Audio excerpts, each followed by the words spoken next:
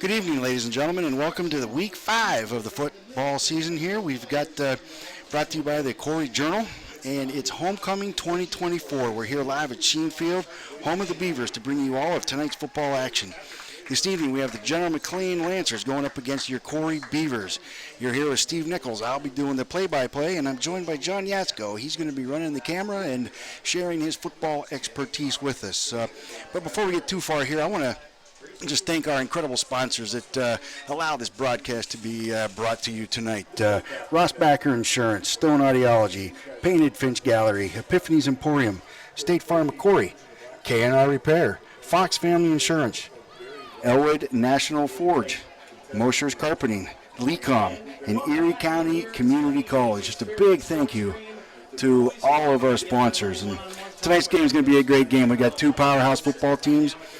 Both teams tonight are sporting 3-1 records. The General Mclane Lancers, they've been putting up some pretty big numbers this year. Their only loss was to Newcastle, and in that game they lost by 2 but put up 47 points. So, big game. Last week they played Franklin, rolled over them, 62-18 win. But Corry, they're putting up big numbers here too. Last week they beat Girard 52-18. On offense, they scored 6 TDs, 3 of them in the first quarter. Nolan Carey threw to Mason Savage, Will Allen, Nick Lesher. Lesher also added 56 yards on the ground with just 7 carries, and he also scored 2 TDs. So just another great game by the Beavers, and we're looking forward to another one tonight. The temperature is looking, it's just a great night for football here. Little overcast, but maybe 70 degrees, and the fans are coming in. It's homecoming, looking to see the king and queen, and just another great night for football. So, John, what are you thinking about this game? Yeah, it's homecoming, so it's an exciting night. The parade was last night. I know a lot of work goes on behind the scenes to put on a great parade every year, and a great turnout, a great evening. I mean, the weather all week has been fantastic. So gorgeous.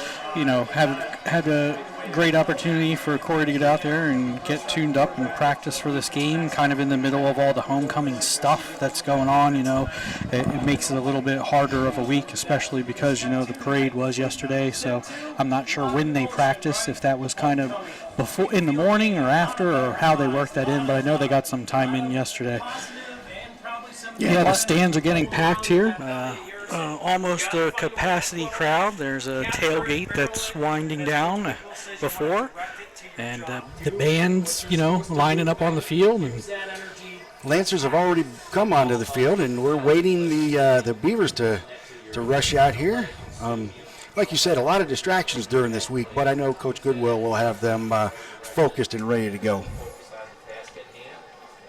Yeah, some interesting things I had heard from Coach Goodwill, and actually I had to talk to Brad Swanson earlier. This team that is playing, this General Mclane team, had some success all the way back in to rec football, which is, like 4th, 5th, 6th grade. Had some really intense matchups, and I guess these seniors playing all the way back there, and there was an 8th grade game between these seniors where Mclane only won 8-6. So there's definitely a little bit of a rivalry there, and a little bit of history between these two teams and these two senior classes. So we should really see a great game tonight. Yes, and hey, the Roars here. You can see the Beavers running on the field here. Cheerleaders leading the way, and we are just 10 minutes here from kickoff.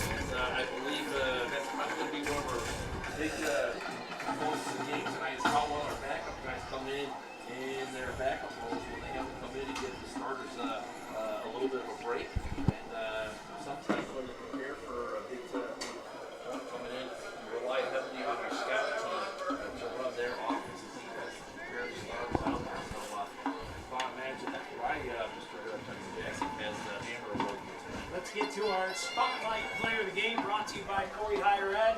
Jimmy Keaton for Cena tonight. 9 catches, 141 yards. So we also thank those of you that stuck with us the last few weeks. All these, I promise you, there were 2 of us. I think we had a little bit of trouble hearing one of us and then hearing none of us later on in the game. So yes, but a big thank you to you, John, for setting this stuff up, taking a good look at it, and figuring out what we got to do. And thanks to the Corry Journal for helping you here to get things around. So The Journal, and the weather 2 weeks ago, boy, we had some rain on the field.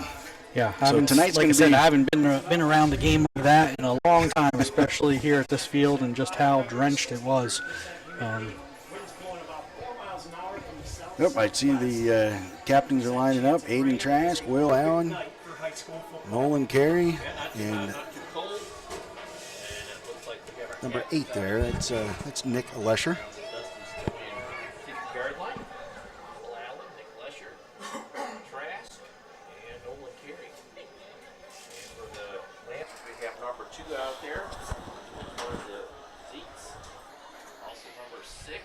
I don't know a whole lot about General McLane. I do know that the Zeitz brothers are leaders of this team. Looks like McLean won the toss, but they're going to defer. I'd like to see Corry come out and put some points on the board on the first drive. Ladies and gentlemen, as they have won the toss and have elected to receive on defense first, Lancers going right to left on the and your screen. Corry Beavers. And the Beavers We would going like left to right. take this opportunity to welcome back all of the Corry alumni in attendance tonight. And we would also like to remember the alumni that we had lost this past year. Will you please rise for a moment of silence and memorandum, followed by the playing of our alma mater and the national anthem by the Corry High School Marching Band.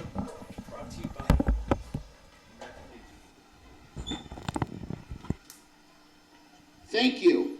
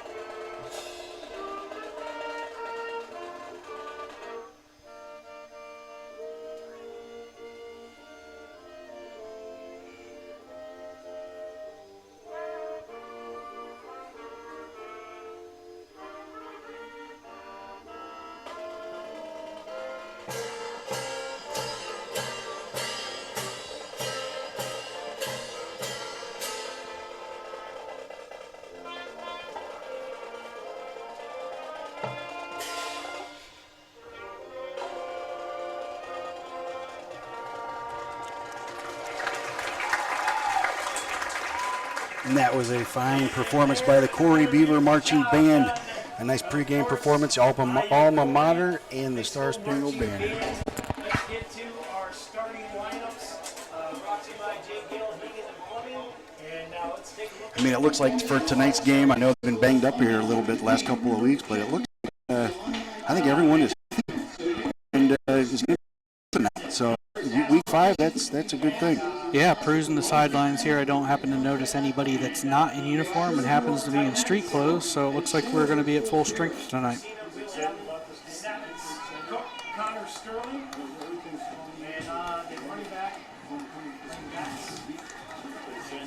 said there might be able to change it. We'll see how that goes. No one carry the quarterback. On the defensive side of things, the defensive line, the big boys up front, look for Kale Albers and Reagan Trask. Not Aiden Trask. Reagan's taking photos somewhere, I'm sure. But them big boys up front getting after the quarterback today.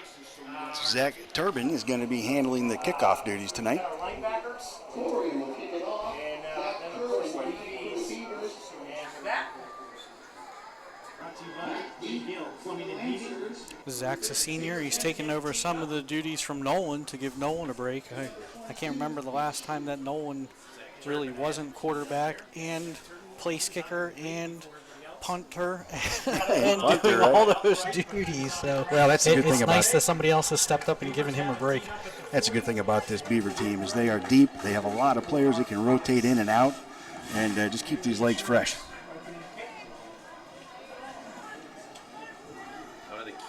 And fans here are still rolling in right before kickoff. You can just feel the electricity here. So Zach's lining up. Provide some speed there. As Turbin has it lined up. It is now time for Fox Family Insurance opening kickoff. And here we go. To get you through that Medicare maze. Kickoff taken around the 22. Taking around the 25, breaks a tackle, shimmies back inside. Okay, he's brought down. The ball carrier number 22 is brought down around the 27-yard line. So the Corry defense will be headed out here. Looks like he was brought down by number 14, Caden Kraza. Tackled by number 14, Hayden Braza. Out at the 28-yard line. First and 10 for the Lancers. 28-yard line. First and 10, Lancers. Number 3, Isaac Zietz, the quarterback for the Lancers. Empty backfield. Zietz in there. Number 3, Isaac Zietz, ready to take the handoff. And he keeps it up himself. Headed up the middle for no gain on that play there. He's brought down by a host of Beavers. Kale Albers, Nowhere to go on that one. Landon Nickerson. Yeah, they just filled the hole right there. If you've been watching Corry at all, this season we have having great D-line play, and they start off with that right away. Quick snap here. Pass out to the flats on the, here we go. He's brought down about the 34-yard line, maybe a gain of 5 on the play. It's going to bring up third down and 3 yards here. Looks like he was covered and tackled by Nick Lesher. Probably one of the big keys the Lancers had come into the game to see how much McLean in a bit of a hurry up here. guys in. And by going to that hurry-up offense, they don't allow the substitutions. Okay, big snap pass over the middle. All right, completion down about the 43-yard line. Looked like a play out of our That own looks like playbook. That quick slant. it does. That was brought in by Zietz. That was Zietz to Zietz there. I know that's been a big combo for the Lancers this year, and they're continuing this hurry-up offense.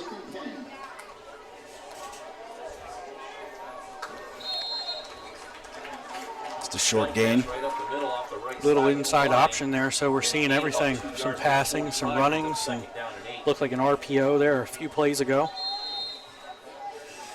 Basic formation, though, they seem to be staying in, just running a lot of different plays out of that one formation. Seen a lot of that this year, Scott. Officials stopping play and forcing guys off the field for equipment issues, mouth guards, or don't have a change. Like an equipment issue for a McLean player, so there's a quick official timeout. Backs in the backfield. Second down and 8. Run up the middle. Breaking a tackle, making his way across the 50. Looks like number 0, Jared Corwin. This is a big, Gain of about 7 yards there, maybe. he is a big running back. What is he listed He was as? a big boy. You know, that's a good question. Well, he's 6'3". Third and short. He's looking at that quick screen pass here. Missed tackle there. Pushed out of bounds. Looks like Mason Savage. They're going to mark him out of bounds back at the 35. Okay, he actually stepped out of bounds there about the 35-yard line, continuing this hurry-up offense. Zeke's taking the snap. Moving here, Zeeks rolling out to his right side, guns it. He's got Okay, we got a flag on the play here, so let's wait before we say too much. See what this one's about. Could be a hold on the Lancers here, dude. That might be an illegal pick, too. I'd like to know if McLean just has these scripted. They knew what they were going to come out and do because they are getting these plays in quick. They definitely are prepared here. It's going to be pass interference on the Lancers. So that is against the Lancers. Go back to the original line of scrimmage at the 45, mark off the penalty. Back the Lancers up behind the sticks. 15-yard penalty. Going to put them back to the... So they're going to roll off 15 yards here. So it's going to be 1st and 25 at midfield.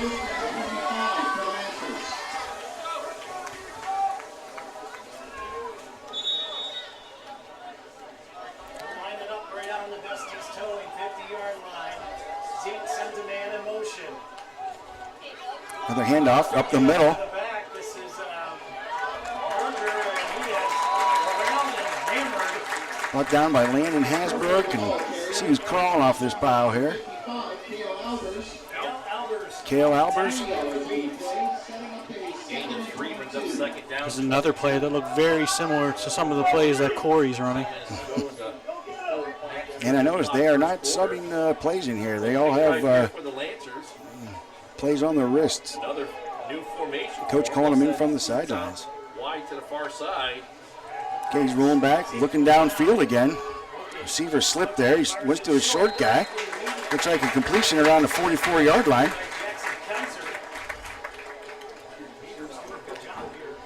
It's going to bring up about 3rd and 19. Penalty. Helps out a lot.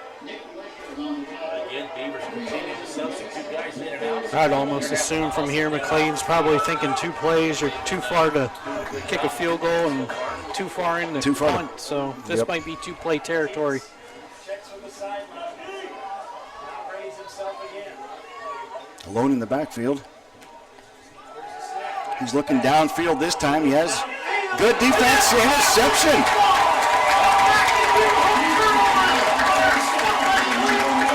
Aiden Frazina. Ball's in that interception. What great coverage right there. And Frazina was right there, hit him right in the breadbasket, right in the one. And that was a big key to the play. Great coverage, great positioning on that play. Right Put where he himself between the receiver and the ball. Came down with a nice play, had to kind of wrestle it away from him a little bit. Beaver Nation, wherever you're watching from tonight. Congratulations, Steve. Thank you for tuning in. Make sure you check out all the This defense has come up with a lot of big plays this year. I think Will Allen returned one for a TD last week. Yeah, I think we're almost averaging an interception per game, which is actually pretty high for a high school team. So Corey in their usual formation here. Quick pass to the outside, a little low. That ball was intended for Blake Cook. There was that little quick 10-yard out play. You'll see that a lot in that slant play. And the slant play, yep. So that's going to bring up 2nd and 10. I like to see them come out with a play like that on the first play to kind of give Nolan some confidence, just get a little bit of a drop back, see what that rush is going to be like, make a quick throw, but not stand back there for too long. I'd like to see him fake that quick throw and slant go downfield.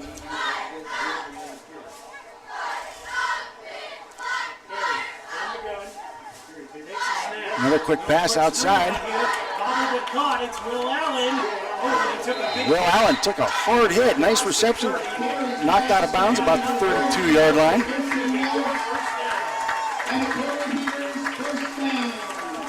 So that's going to bring up a 1st down, 1st and 10 here. Beavers gained a fresh set of downs to work with here, Scott.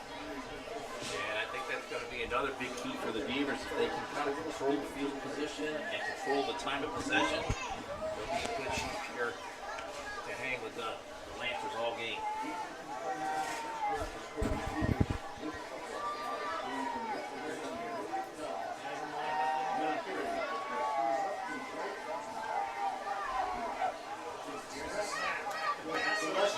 Okay, little screen pass to Lesher. He's headed out. That's going to bring up, he maybe got back to the line of scrimmage there. That was read pretty well by the Lancer defense. No, one of the defensive backs for the Lancers kind of cut upfield and caught him just as he was getting to the line to get upfield. So no gain on the play, 2nd down and 10.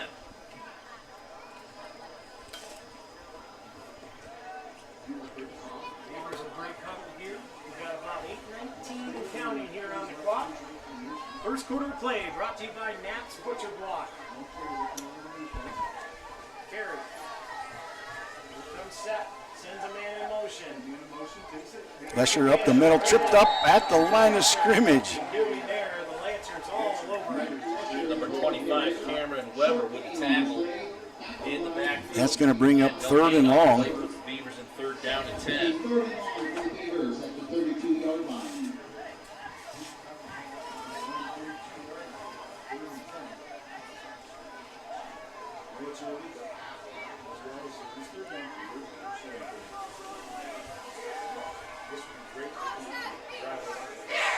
We've got about 7.5 minutes here left in the first quarter. Beavers a break huddle here. Long time to huddle. Dictating the pace of the game here.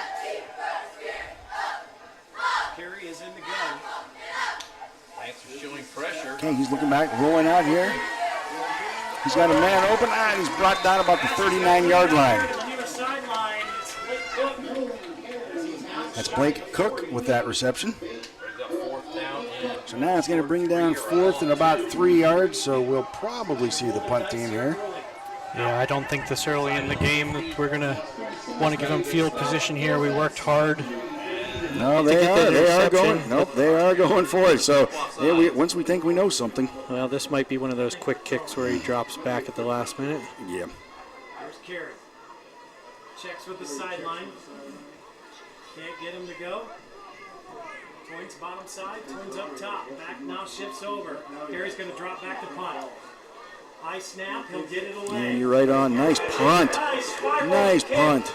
All the way down to the 10. And it rolls out of bounds at the Ball out at the 10-yard line. What a great punt by Nolan Carey there. And inside the 15-yard line. And that's where the Lancers will begin their drive. First and make it look like 10, you're going General for it. Mclane. Carey has done a lot of punts over the year. And gets a nice one off there. And the Beavers will win the field position battle on that possession.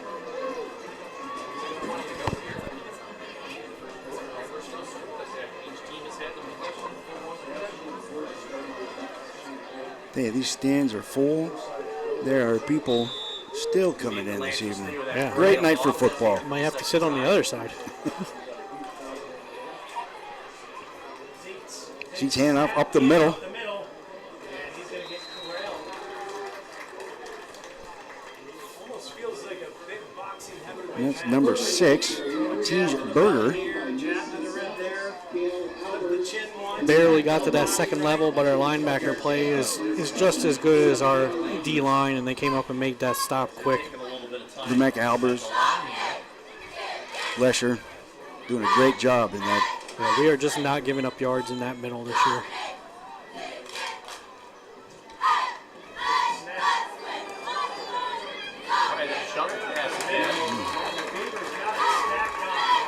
Couldn't really see what that was there, Looked like that but little inside option yeah. again. He shovel passed Yep. it to him, but again, the line was already had penetration and pretty much met him as soon as he caught the ball. Thank some of our sponsors here. I'd like to thank Post 365, Varsity Insurance, Corry Beavers. Getting down to about 5 minutes left here in this first quarter. Big third down play here from McLean.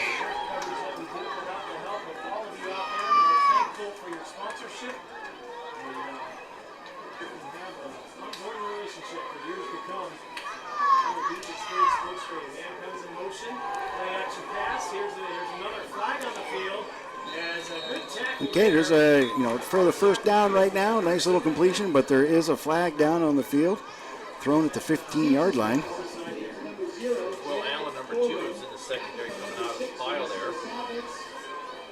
Also on the far side, I believe it's Landon. False start. 22. That's going to push him back. Flag down on the field, right about the 15-yard line. points against the Lancers. Are they close enough for it to be half the distance, or they got enough to mark it all the way off? It's I guess they're going to mark it all the way off there. Down at 11. They put it down. Another big third down, so that backs them up 5 yards for a 3rd and 11 here. and they're still running that hurry-up offense. Have enough for the first down there, but the penalty's going to back them up. Zeke's in motion. Zeke's back to pass. Looking back, and he's going downfield. He's airing it out. Oh, nice defensive play again.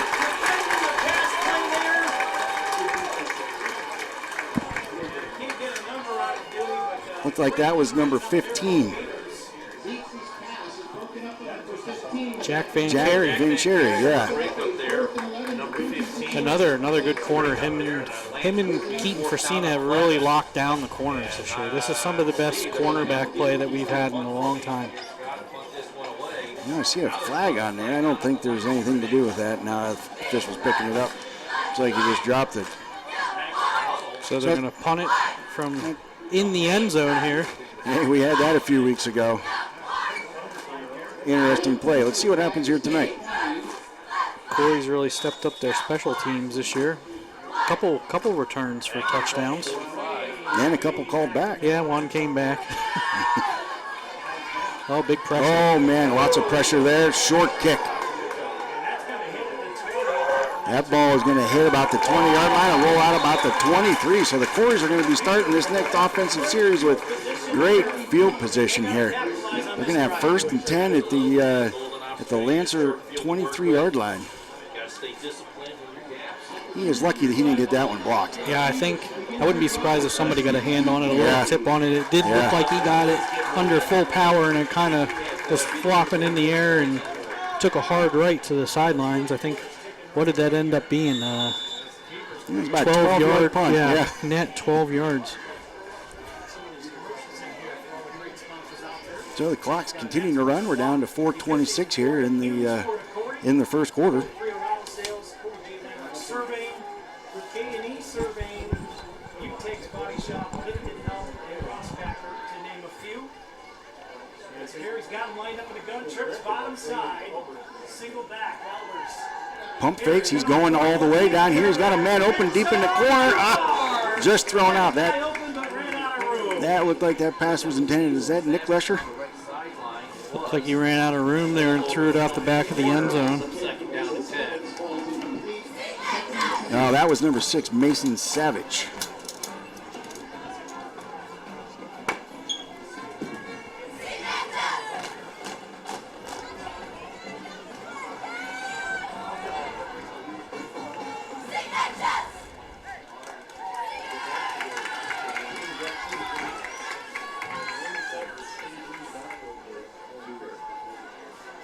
Here we go, Dewey. That's Twins bottom side here. Man comes in motion. Here's the turn. Carey looking again. He's got that rollout. It's caught by Will Allen. Will Allen hauls it in around the 20-yard line. It looks like he's brought down immediately there. Just shy of the 20. Carey's pass is completed to Will Allen. Tackled by number 23, Third down and Svensson. mid-range here. So we're going to have 3rd down and 7. It's Zeitz.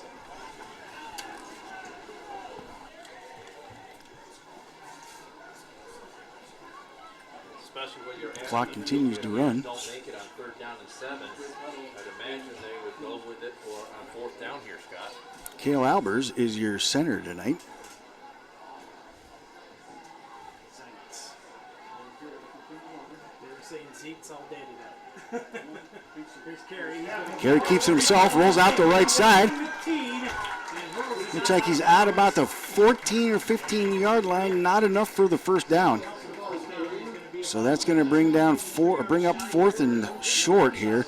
So this is going to be an interesting call for Coach right here. And this should be an easy get here for the Beavers if they play their cards right. Yeah, 4th and 1 at the 14-yard line.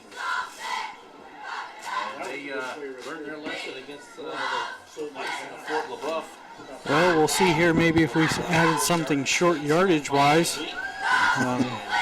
Kind of bit us at the end of that LaBeouf game. Oh, sure did. But we hit, and no one is going to be under center here in an I formation, and maybe it looks like we're going to be delay a game, This could unfortunately. be a delay a game.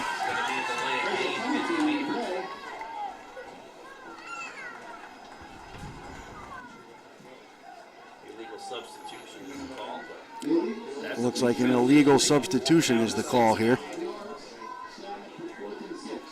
So now that's going to bring up 4th and 6. So 4th and 6, 3:27 to go here, and that's Butcher block first quarter play.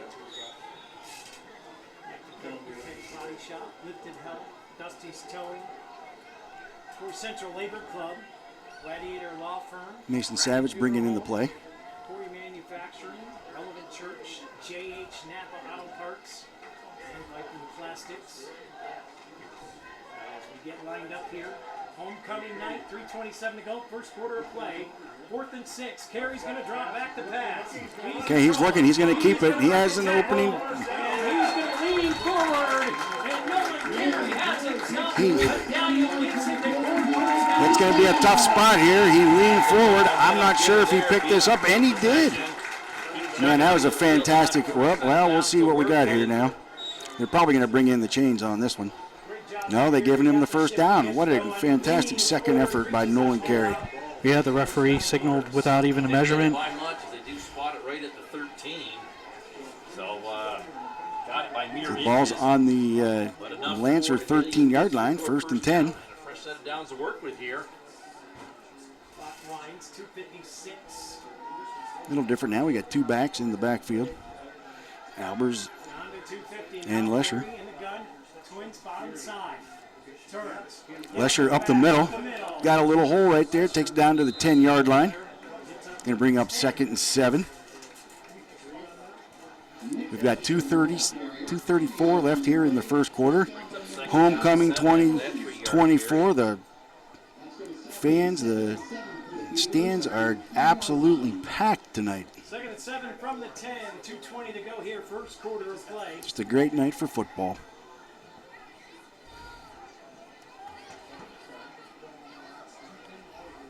Twins bottom side. Tight formation here for the Beavers.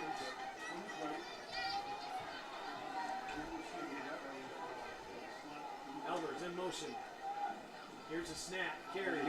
Another rush by. Oh, look at that! A great second effort. Kept those legs driving. Nick Lesher picked up. He's about the 6-yard line right now.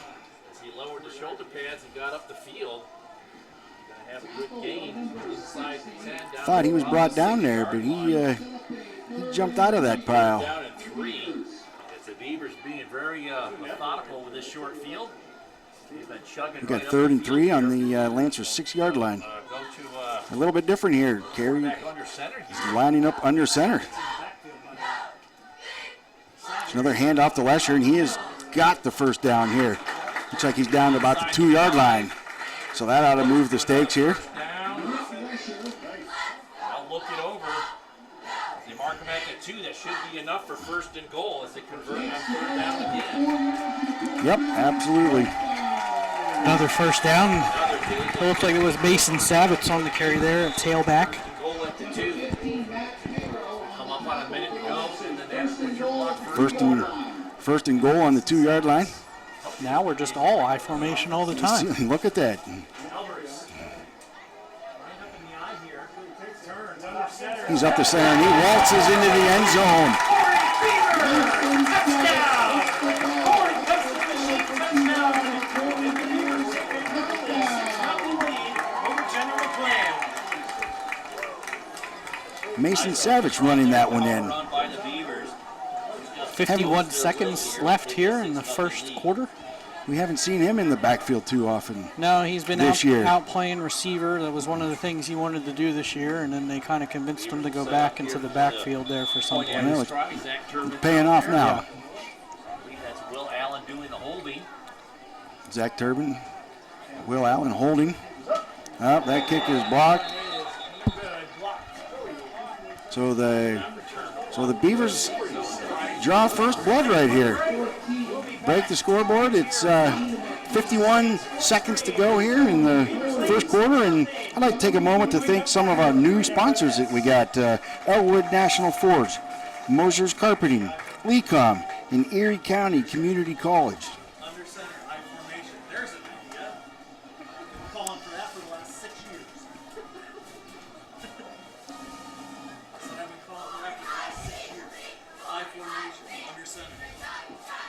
Hey, we'll take a minute here and thank some more of our sponsors. Rossbacher Insurance, Stone Ideology, Painted Finch Gallery, and Epiphany's Emporium, K&R Repair, State Farm of Corry, and Fox Family Insurance.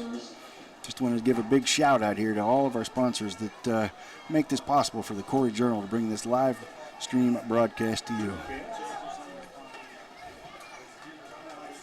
Yeah, and welcome back in here to the Beach Experience Sports Stream. Scott McDewey here with you. So Turbin Lisa Lockman on the main camera, Jack Hasbrook on the Viking. again setting up here to Good on the field look here. send the ball down the field. As the Beavers take a 6-0 lead. Took full advantage of that short field to work with, Scott, as they had it 1st and 10 at the Lancers' 23-yard line, and they marked the field. They got 2 first downs before they punched it in. Mason Savage punching it in with a Corry Custom Machines touchdown. Ball is in the air, a little squib kick going down. Picked up, and it's mishandled back there. Gathered up around the 13-yard line, brought back. Oh, he got a hole. He's breaking tackles. He's found some open ground here. He's brought down here about the 48-yard line. So it was a nice return. Turns into a big, huge return for the Lancers. About a 40-yard return there. So sometimes that happens when you see that they misfield the Yeah, sometimes when it kickoff. bobbles it like that Yep. and your coverage breaks down and you don't stay in your lanes because you Right. think something is going to happen, you just don't end up staying in your lanes and leave somewhere for them to go. Jim, continuing this hurry-up offense. It's a handoff. There is nothing there. Dropped in the backfield for about a 3-yard loss. Big play by number 60 there, Landon Nicholson. Yeah, I think him and Lesher was in on that. He got a hold of him in the backfield, but not let him go. Loss of 4 on the play. Back to the Lancers' 48-yard line, 2nd down and 14. Okay, we've got 2nd down and 14 here.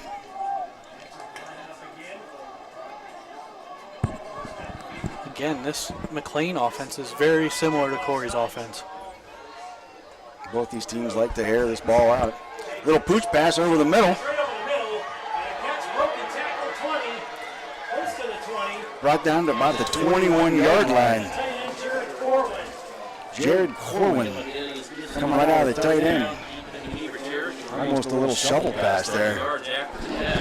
That looks like it's going to take us to the end of the first quarter, and we got special guest here, and my son, Tyler Yatsko. He's a 2020 graduate of Corry. Tyler, thanks for stopping in tonight. Hey, thanks for having me. So, it's homecoming night. It's packed here. Does that get anything? You feeling anything? You know, do you have any special memories from homecoming, whether it's the game or the parade or the dance or the, all the crazy stuff that leads up to homecoming and the week of?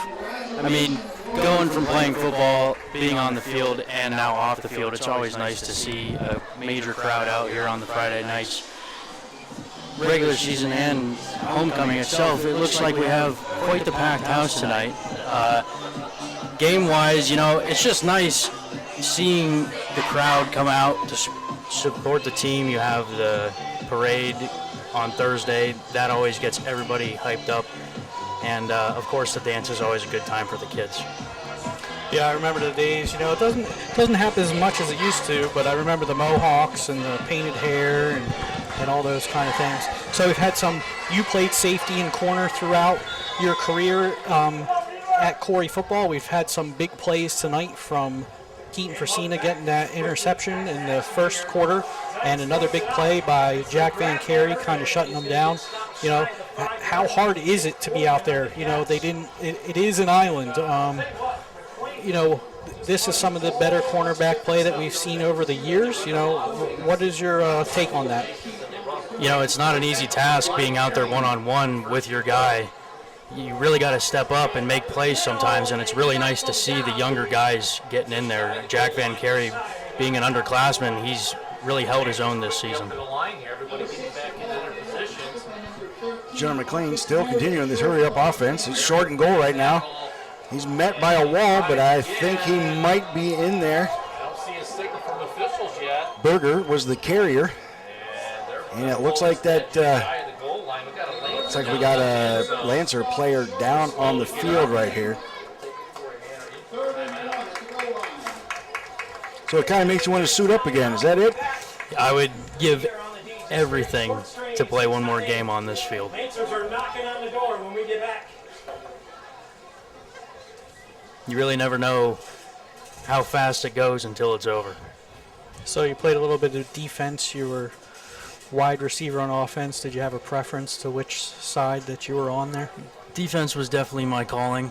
I really enjoyed playing safety on defense, being able to kind of oversee everybody. That was one of my strong points, was learning the opposing team's offense and being able to study it and know exactly what they were going to do before they even snap the ball every play. Well, it's much more fun, like the old saying goes, from Brad Swanson down in the end of the booth, be the hammer, not the nail. 100%. It's much more fun to be the hammer on Yeah, that end. if you know what's coming and you're prepared for it, it'll never be a surprise. Injured player was Dan Topol. He was able to walk off the field on his own. So we're back here. It's 3rd and short, and okay. That Beaver defense is holding again.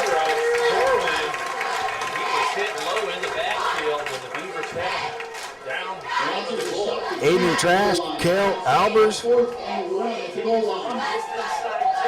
Landon Hasbrook.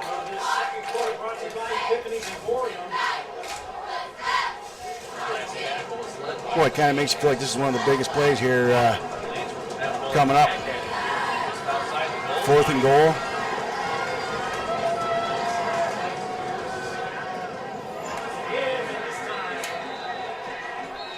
Waiting for okay, he got in that time. Yeah, a bit of a second effort there. Nice penetration, wasn't able to bring him down in the backfield. That second effort, he was able to stretch out and make it into the end zone. And that was Jared Corwin. He is one big fellow to bring down.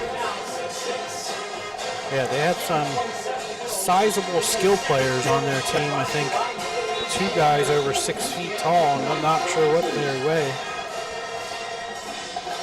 Trying the PAT here. Okay, we got an official timeout here, it looks like.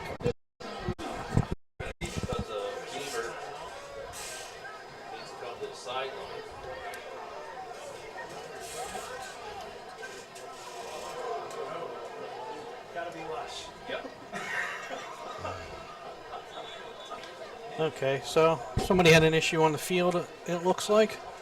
So it's going to be an official timeout. Oh, we get that taken care of. So, Tyler, thanks very much for stopping up. Yeah, no problem, guys. Thanks for having me. Hey, thanks for joining us. Anytime. Thanks again. Thank you. I want to take this minute here to, just tell you about our sponsors again here. The Rossbacher Insurance, Stone Ideology, K&R Repair, and State Farm of Corry. I think one of the players got sick on the field there. I think they're probably doing a little bit of cleanup here.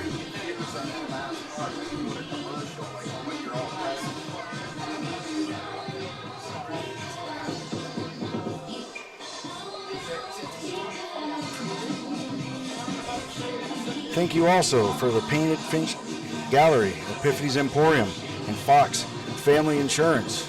Just can't tell you enough how important our sponsors are to the folks here at the Corry Journal to be able to bring you this live stream broadcast and allow those of you that can't be here to enjoy the game to at least enjoy the game from your home. So just a big shout out to all of our sponsors.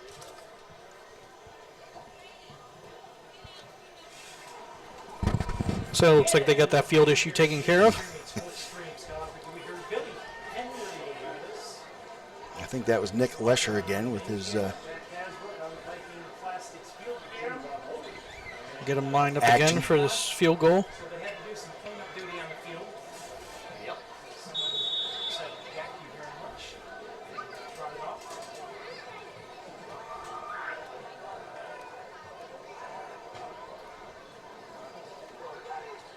Snap looks good. Kick looks just barely got in there. So General Mclane converts on the PAT and takes a 1-point lead. It's 7-6. General McLane. We have 10:27 left here in the second quarter. This game is shaping up pretty much like we were thinking. Yeah, it's definitely turning out to what we thought it would be. No, there hasn't been really any big plays. Both teams are kind of chunking their yardage down the field. We've seen running, passing, option, you name it. They're both going deep into the playbook. I'm really impressed by how quickly McLean can just get their plays in and run the ball. It's not really giving the Corry defense much time to react, but give Corry credit. They're really holding their own, so that they must have watched a lot of film and really been prepared for this game. Yeah, we're seeing two different offenses out here as far as how they're approaching the plays. Speed of plays. So the score is 7-6. There's 10:27 left in the second quarter till the half. Stay tuned for halftime. We will be showing the entire halftime, including the coronation. And then after the game, stick around. We're going to show the band. They're going to play after halftime here because of the after the game, because the halftime coronation is a little extra long tonight. Excellent. So stick around for both of those. And the kick is off, taking it looks like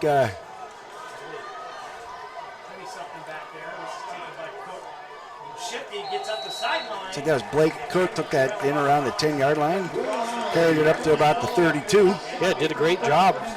Looked like he wasn't really going to go anywhere, but he tiptoed his way for another 10 yards. So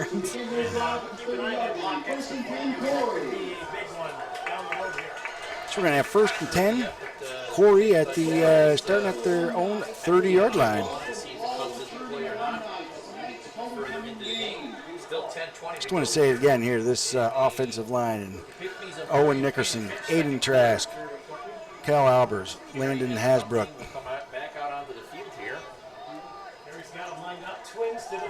Landon Nickerson.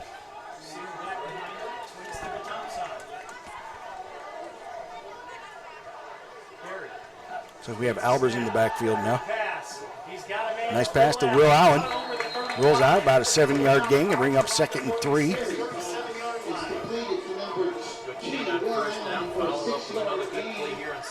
That's just one play that they really feel comfortable running. I really like those short yardage passes, quick passes. That, you don't have to stand back there and count on your line for too long and make your read and get it into his hands.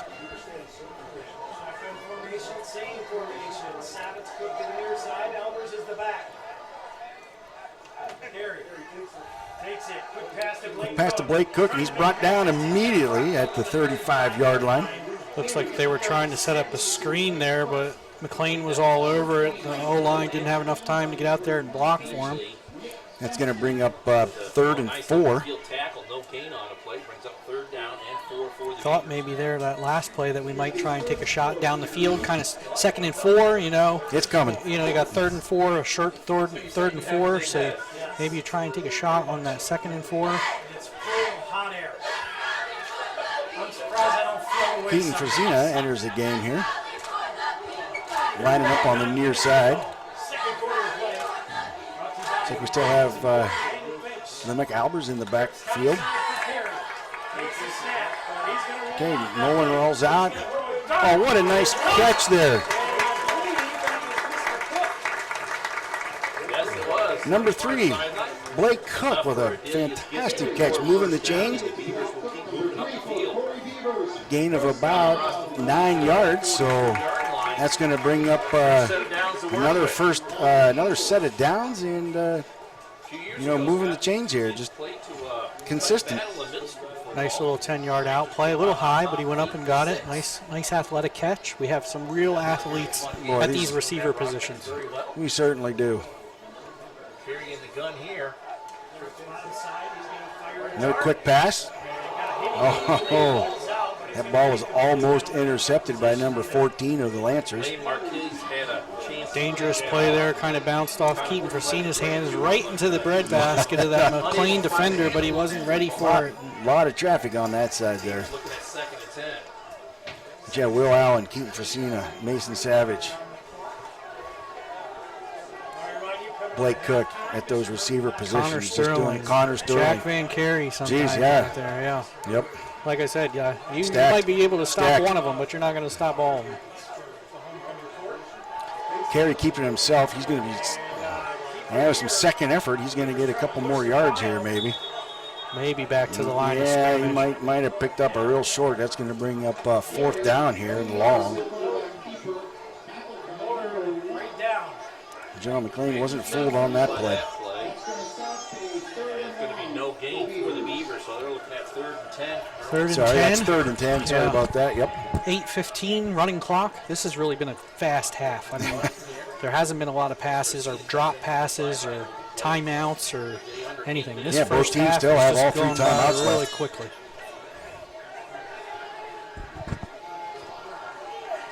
We haven't seen Connor Sterling in the game tonight, I don't think. Receivers top side 2 on the near side. Back in behind Carey in the gun.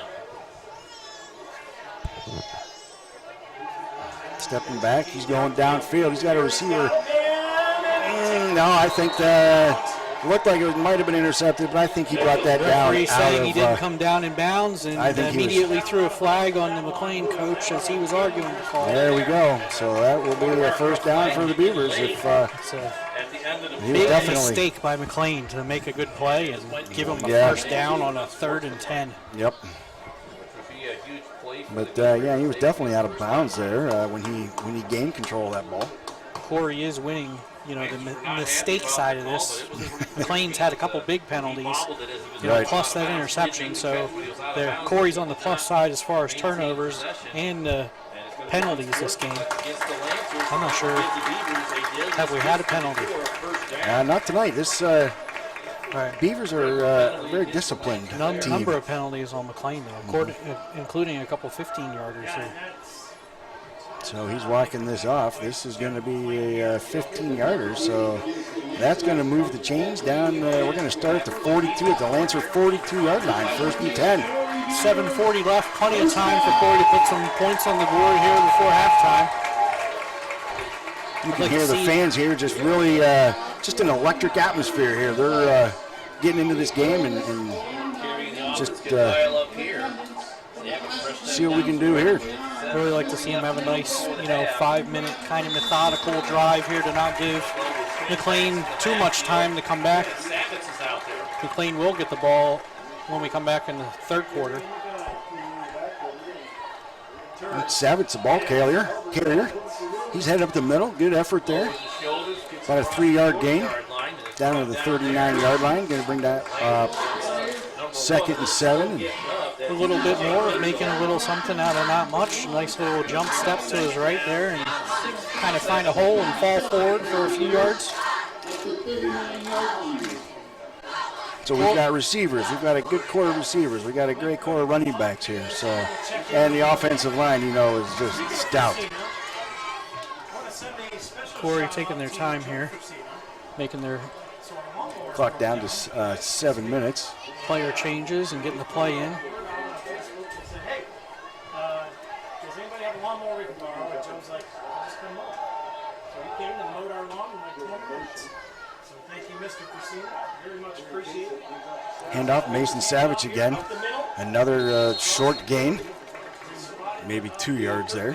Going to bring up third and long 5, maybe 3rd and 6 here. Yeah, not much again. Still, again, kind of tiptoeing through there, trying to find any kind of daylight. McLean's all over those plays. I feel like Corey might be trying to set something up here with those runs. Again, here's a 3rd and 6. You're probably going for it on 4th down because you're kind of in no man's land again. So here's 2 plays. Maybe here's a shot at the end zone. In our house. And she bought 2 more. I just pretty soon the bathroom will be overflowing with violence. There's a shotgun formation here for Carey. Twins top side. He's back. Fading back. Good pressure. He fires it. He's got a receiver open. That was a nice catch by number 2, Will Allen, hauling that ball in around the 24-yard line. So that will be another first down. Nice 26-yard line. Nice pass out there. I wasn't sure that ball was going to get there in Yeah, time. that kind of floated on him. I saw the McLean player kind of breaking on it, but Will Allen got that ball Them and long muscled arms through out him. there, so Will Allen, he's a wrestler too, so strong kid. Got some of that extra strength out there at receiver. So this clock's just continuing to roll. Less than 5.5 minutes left here. Will Allen on the near side as well. Two backs in the backfield. The up back is Elvers. Here's the give. Another handoff to Mason Savage, and he busts out to the right side. Nice carry. Ran out of bounds about the 15-yard line. So that's going to move the chains again and bring up another series of first downs. The old wrecking ball in high gear tonight. First down on that one. The only unfortunate part was he ended up going out of bounds, so that's stopping the clock here at 5:08. But Corry here just content to kind of control nice. the ball and run their offense as they want to, and Slow and methodical. take this clock down. General McLean's leading 7-6.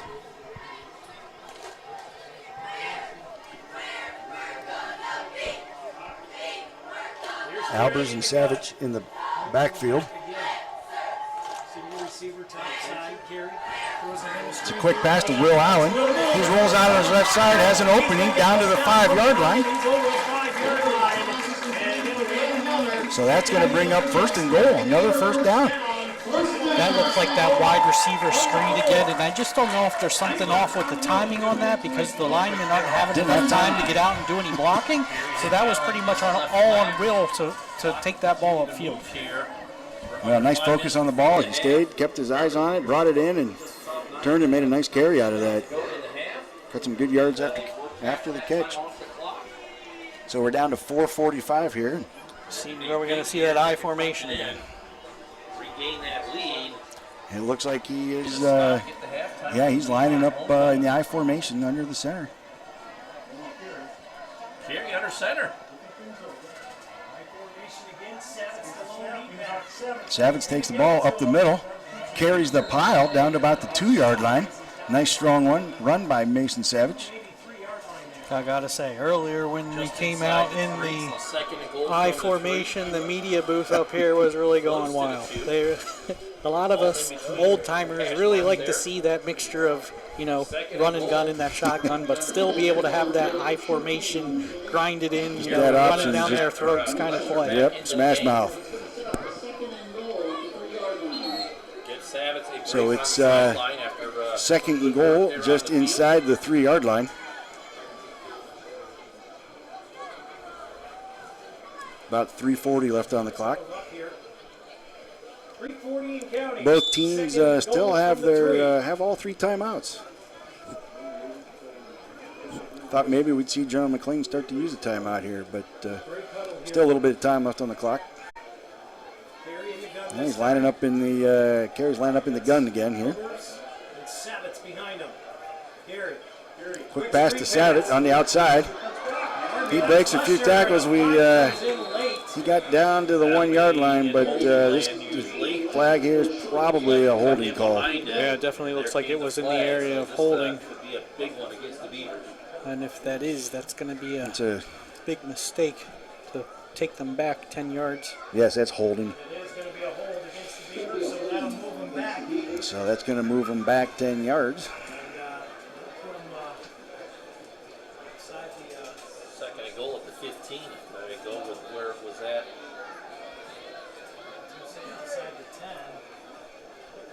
So it's going to be second and goal at the 12-yard line. I was really kind of surprised they came there and ran. 3:12 to go. I thought they would just stay with that high formation play and run that 3 or 4 times. I was kind of until you hoping. get in the end zone. That clock not really an issue in my book. As Fresina will come in from the side. Fresina running in the play here. 3 minutes left in the half. Corey still taking their time, trying to burn off as much clock as they can. For second down and 12. Carey comes out, single back in the backfield, twins to the top side. He's got Keaton Fresina to the bottom. Carey back. He's spinning back. He's going to go deep for He's got Will Keaton Fresina in the end zone. Touchdown. Boy, he danced on that out of bounds line and haul that in. What a catch by Keaton Fresina. What a throw by Nolan Carey. 2:35 here, 12-7. Corry. See what Corry does here. What a nice play. Probably end up going for 2. Now I see Zach Turbin out there.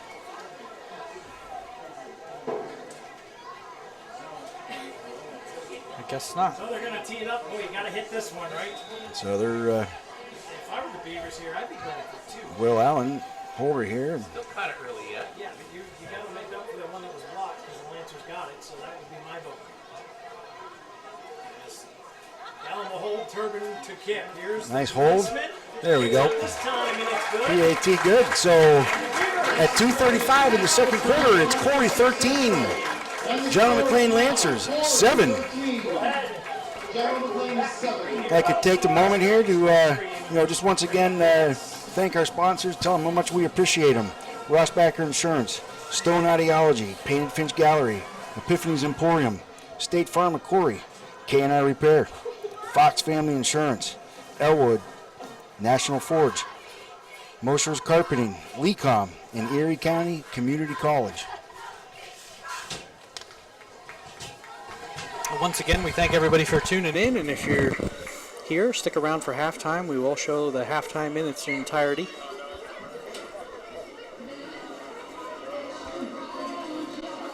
So you said at the outset of this show that, given the weather and the stuff we had when we played Fort LaBeouf, that was kind of a oddball factor there. That this game we're going to kind of see what this Corry team is. What do you think right now? Yeah, I think this is the Corry team that I was hoping it would be and thought it would be. Really can hang with this General Mclane team. Again, yeah, I know that Fort LaBeouf game, I just felt like the weather was against us more than it was them. It kind of played into their offense more, being on the ground, and we just had a hard time being able to pass and stuff.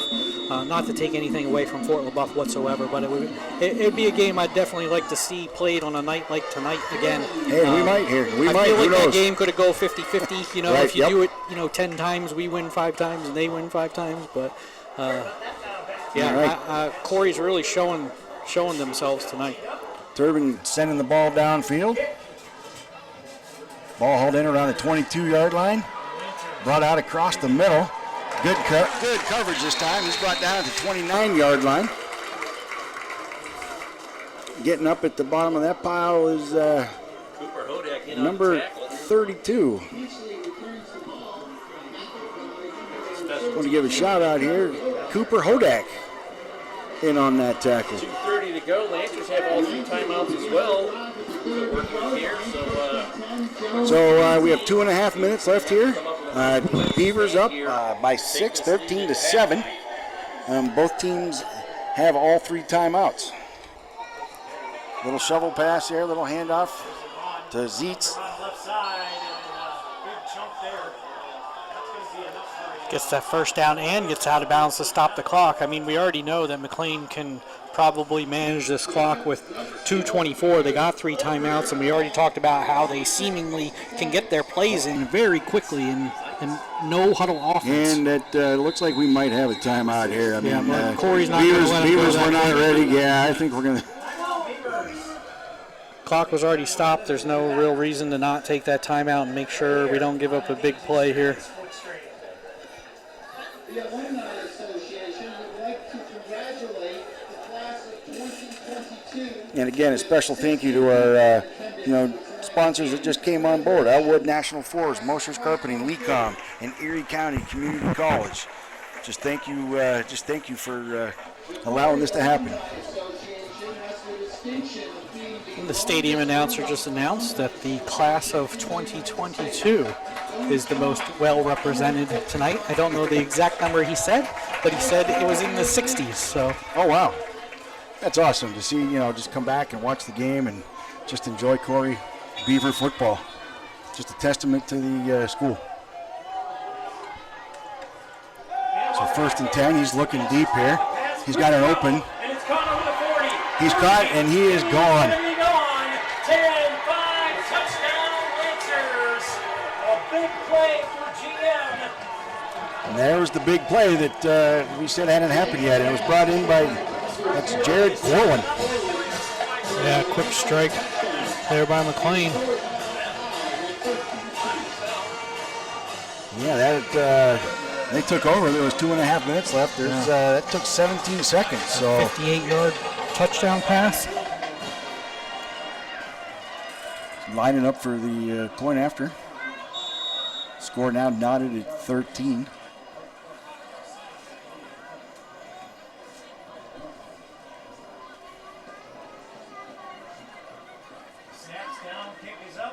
And that kick was tough. That is no good. No good. That was partially blocked, it looked like. So we got just over 2 minutes here. Score Corry 13, General Mclane 13. The Beavers have 2 timeouts remaining. The Lancers have 3. Yeah, it'll be interesting to see, how aggressive we're going to be here. If we're happy to go in at halftime tied. McLean does get the ball at the half. We do have 2 timeouts left. So I think it's probably going to depend on where this kick ends up. Something probably down around the 20 or inside the 20. I'm not sure how aggressive you're going to be, but if we can return it, maybe to the 30, 35, somewhere in that area, I say, go for it, give it a chance. That touchdown by the Lancers was about 52 yards, and that was the biggest play given up this season by your Beaver defense. They're kicking off for the Lancers.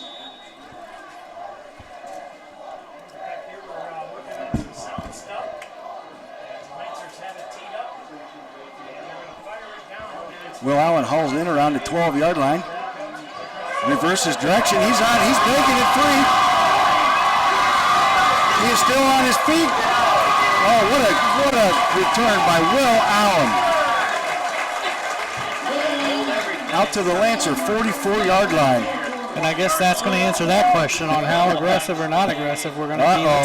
Hold timeout huge here. Return. I did see something back there that looked like maybe a cracked back block or a blindside. Yeah, you saw it, and it looks like whatever you want to call it anymore. Yeah, you saw it, and the officials did too. So that's going to negate that fantastic run by Will Allen.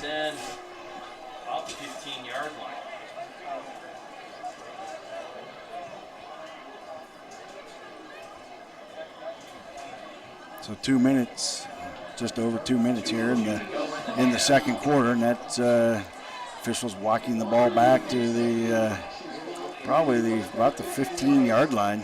Yeah. It ended up being a 15-yard. Yeah, the big one. Personal foul. Yep. So we got 2 minutes here.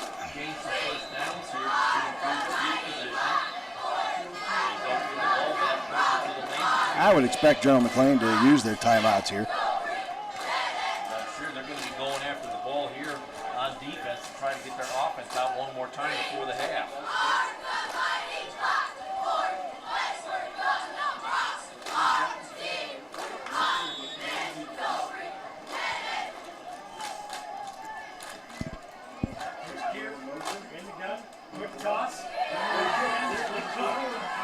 Blake Cook around the left end brings it out to the 20-yard line, a gain of 5. It's going to bring up 2nd down and 5, and the clock's running here. A little surprised I'm not seeing a timeout. I think they got too many yards. Maybe if they stop them here and it's 3rd and short or something, they call a timeout. Beavers trying to hurry up here, minute 37. Trips top side. Single receiver to the bottom. Carey takes a snap. He's looking back to pass. He's got Jack Van Carey down the sidelines, overthrown. Jack Van Carey down the near side. So they were trying to strike. Yeah, staying aggressive. 24 to go. That did end up stopping the clock, so there's 1:24 to go. 3rd down and 5. This is knotted up at 13.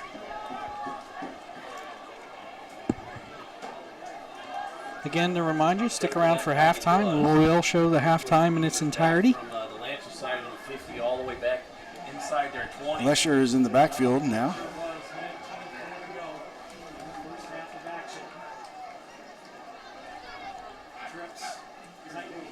Another pass, little quick fake there. All down. He has a wide open receiver. Thrown by 2 yards. Keaton Fresina That pump fake had put a the defender in, and a he couple was steps on the defender there. Yeah, that fake must have drew him in, and he was wide open by a good 3 or 4 yards, and he overthrew him by about 3 or 4 yards. So missed opportunity on that one. Looks like Corey's just going to come out straight and punt formation. Going to end up giving McLean the ball back here with, about a With minute 10 or enough time something for like them. that Yeah, left. with So, their offense. they're probably going to try and score again. And they didn't have to use a timeout there with those Nope, not with the passes. passing plays. Okay, nice punt. Nice punt is away. Fielded at the 45-yard line. Side gets across the 50. Immediately taken out of bounds about the 47. That was that was Caswell with the tackle on special teams. And the Lancers will have it first and 10. So to set the stage here, we've got a minute 9 left. 9 to go. First down 10 for the Lancers on the Beaver 47-yard line. And the Lancers have all 3 of their timeouts left.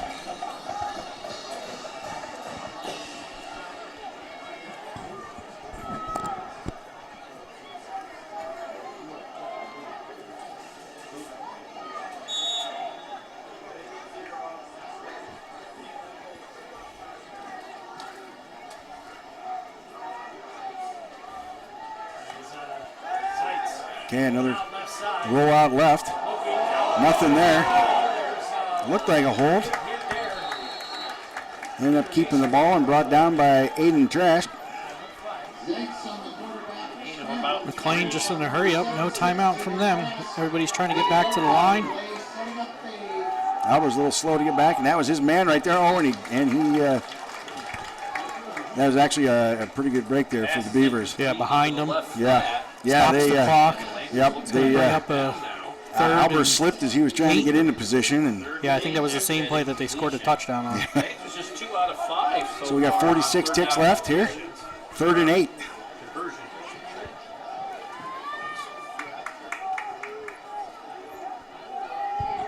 Big stop here.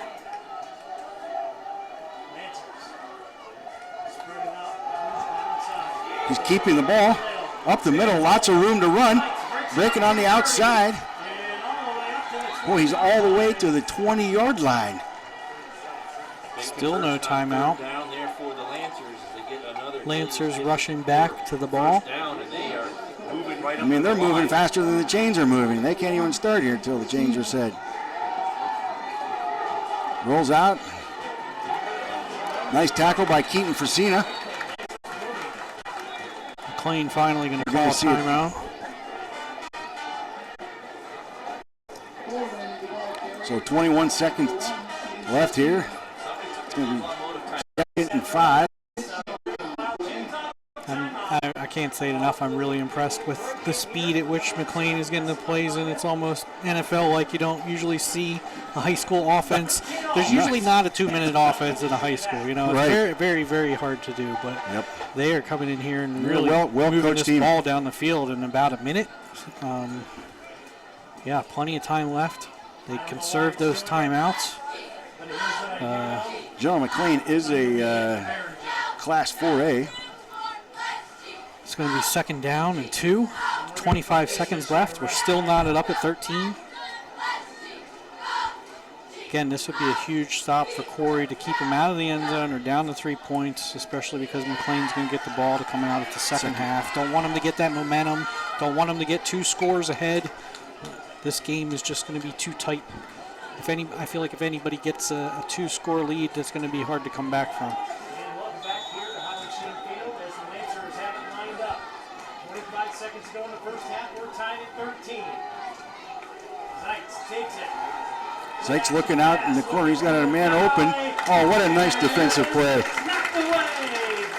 Knocked away by Blake Cook. What a nice defensive position he was in and knocked that ball away. Blake not fooled by that move at all. Real nice move by the receiver, but when he broke out to that corner, Blake was right with him. Blake doing work Great on both coverage. sides of the ball tonight. Great coverage, yeah. Some great coverage late in that pass. Zeitz has him lined up, tight formation. And that's going to get Corry to jump off We're sides. going to get offsides here. It's going to give him the easy first Easy down. That will result in another first down for the Lancers. It's going to be 20 seconds left. The Beavers. First and goal. First down. That'll be first and goals. They put it at the 8-yard It's like about the 8-yard line.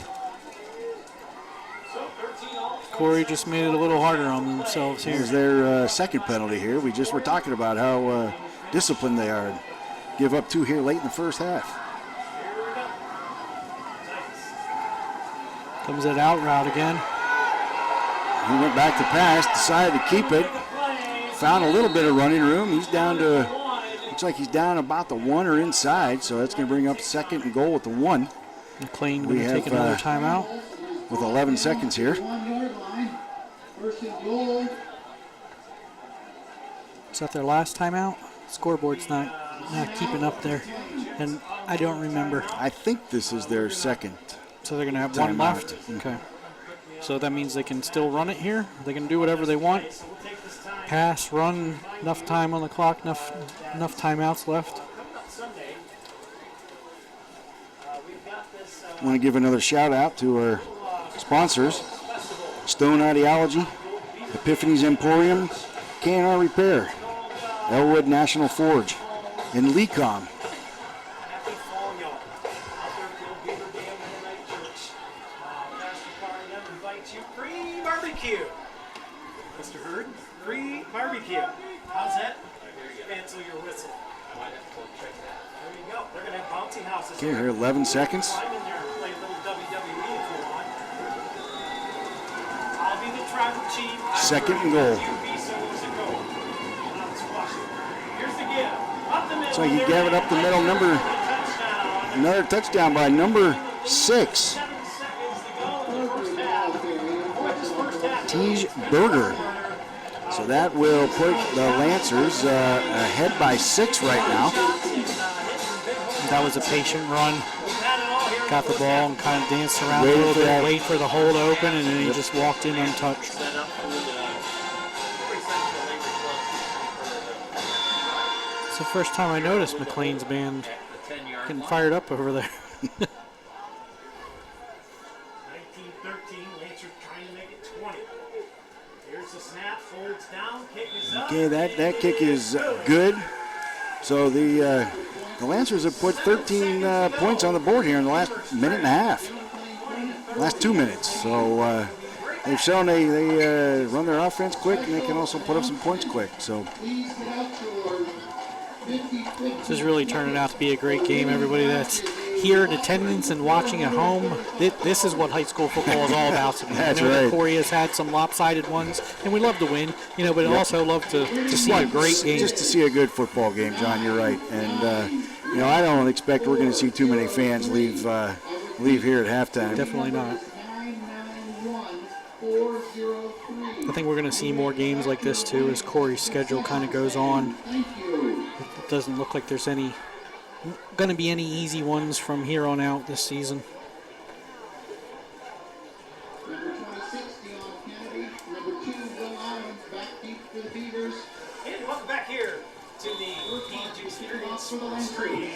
So back deep is On YouTube Will Allen and Apple, Roku, Dion Kennedy. Chromecast. Be great if Will could Will return Allen another one without a Picks it up penalty. around the 14-yard line. He busts out here on the left side, bringing out to the 34-yard line. So another nice return. Second to go. 24-yard return by Will Allen. So we just got one tick on the clock here. So Oh, okay. that's going to be, we'll probably just see them take a knee here. Yeah.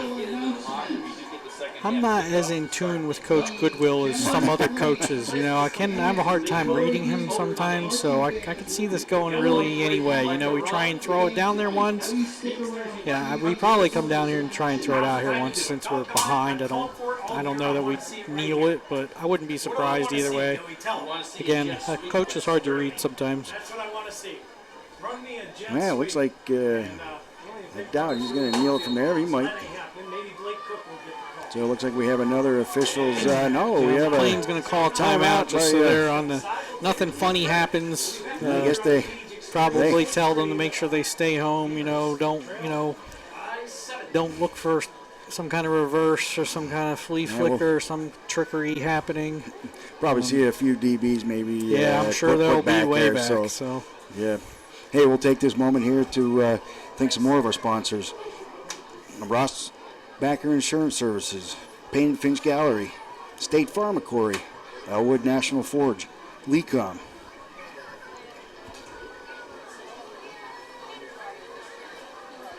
So we got 1 second left. Corry down 20-13. They're on their own 34-yard line.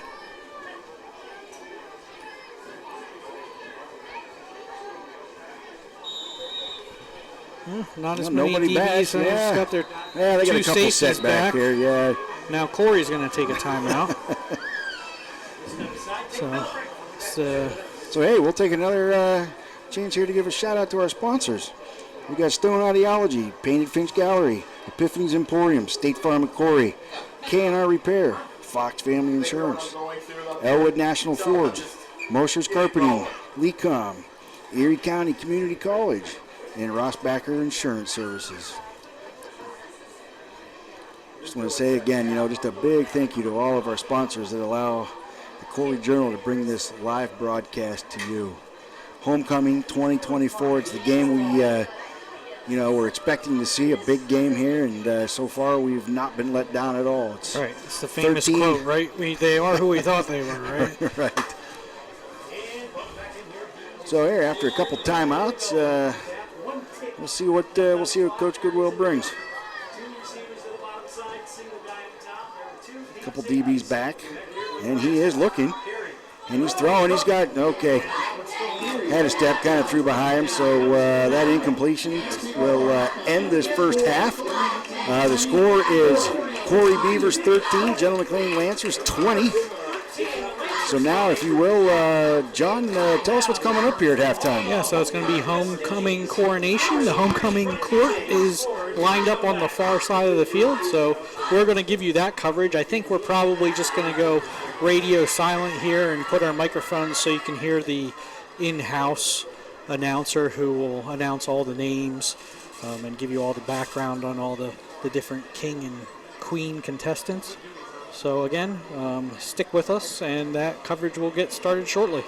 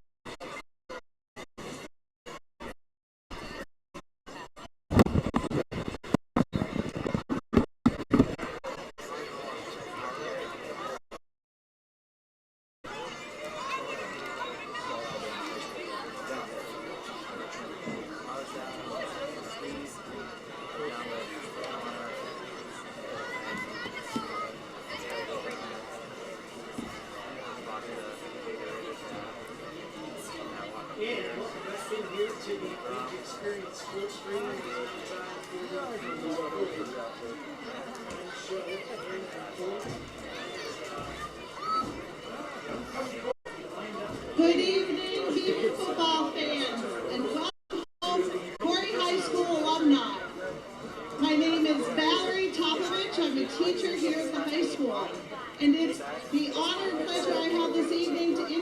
to you the 2024 Homecoming Court from the class of 2025. Congratulations to each candidate for being selected by your peers to represent your class. This year's homecoming theme was Under the Sea, and the school district had a buzz with all of the related Spirit Week festivities. The court and candidates were asked questions relative to their favorite homecoming tradition or memory and their favorite homecoming dance move, allowing us a little insight into each of their charming characters. Their responses will be shared as they are introduced. At this time, please focus your attention on the opposing team side, the 2023 King and Queen, as well as introduce this year's court and attendance. The 2023 Homecoming Queen, Haley Bale. She is the daughter of Erica and Jesse Bale. Haley is currently serving in the United States Air Force. Therefore, she is not with us this evening. She is attending basic training in Texas and will enter the field of public affairs, journalism, upon graduation. Thank you for your willingness.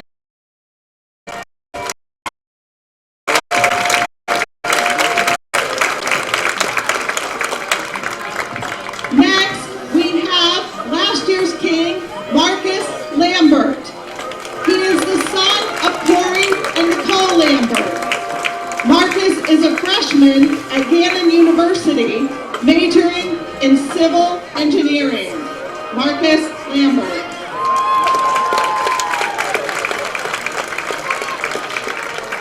The junior attendants this year attend Corry Area Primary School.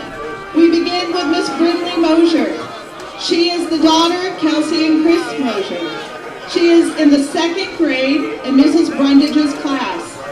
Brindley's favorite part of homecoming is the chance she was given tonight to wear a pretty dress like a princess and be in the parade yesterday.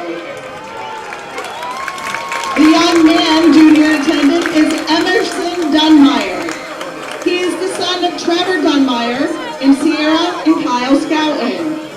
Emerson is in the 2nd grade in Miss Roach's class. Emerson's favorite part of homecoming thus far is the football game. And now, the homecoming court. The first homecoming queen candidate is Miss Emily Carr. She is being escorted by her parents, Deanne and Randy Carr.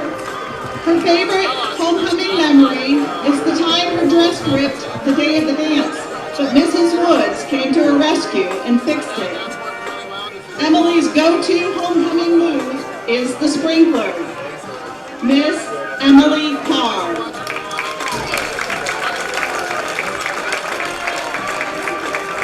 Will Allen is the first king candidate. Will is the son of Amy and Brad Allen. Will's favorite homecoming memory was in his sophomore year when they played Northeast and won.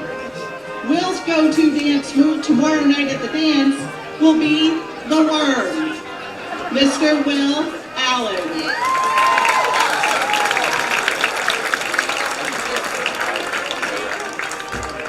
The second queen contestant is Aubrey Chase. She is the daughter of Jessica and Lauren Chase and the big sister of brothers Holden and Ryder, who escort her this evening. Her favorite homecoming memory is her freshman year when the dance had to be held outside. Aubrey's dance move will be doing a backflip in the middle of the dance circle. Miss Aubrey Chase.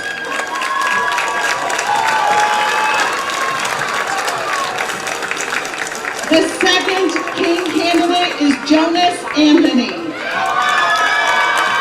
He is the son of Carrie and Keith Anthony. Jonas's favorite homecoming tradition is dressing up and taking pictures prior to the dance. His go-to dance move tomorrow at the dance will be the Irish jig. Mr. Jonas Anthony.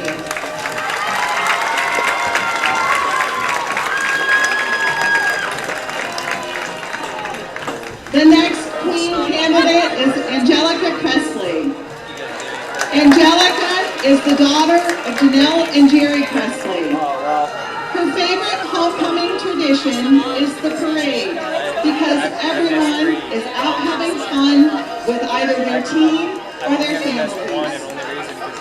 Her go-to dance move is the word. Miss Angela Presley.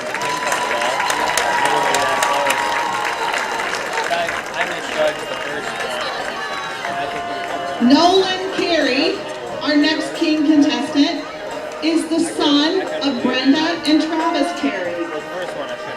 Nolan's favorite homecoming memory is also the time the team beat the Northeast team 32-12. A popular dance move, the worm, is his go-to as well. Mr. Nolan Carey.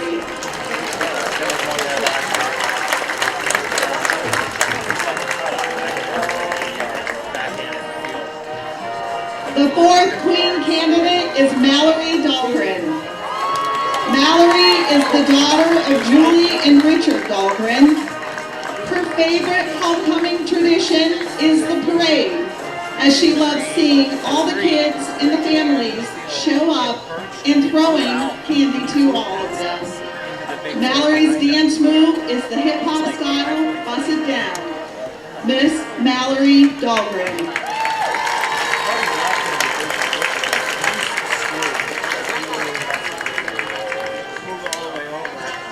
The next king candidate is Luke Hurd. Luke is the son of Trish and Dewey Hurd. Luke's favorite homecoming tradition is going to the football games with all of his friends and cheering on the team no matter the outcome. His go-to dance move for tomorrow at the dance will be the sprinkler. Mr. Luke Hurd.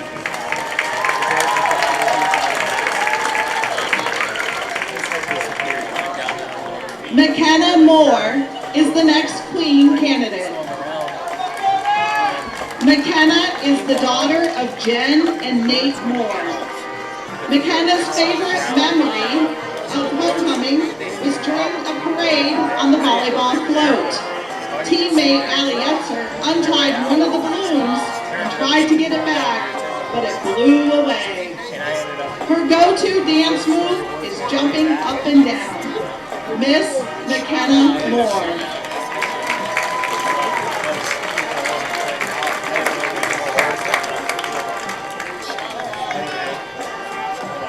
Porter Kapperlin is our next candidate for king.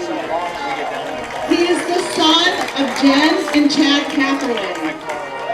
Porter's favorite homecoming memory is the time the football team beat Northeast on homecoming 32-12. Porter is not much of a dancer, therefore his go-to dance is not dancing at all. Porter Kapperlin.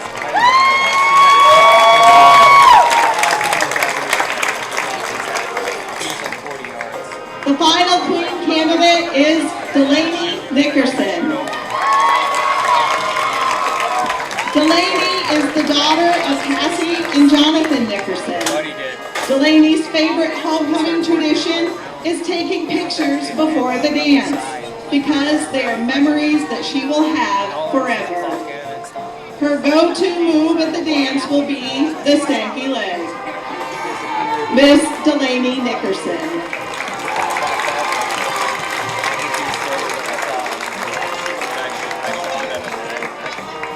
Our final king candidate is Cameron Ricketts. He is the son of Kelly and Patrick Trotter. When asked of his favorite homecoming tradition, Cameron stated that he likes going to the homecoming parade and getting all of the free candy.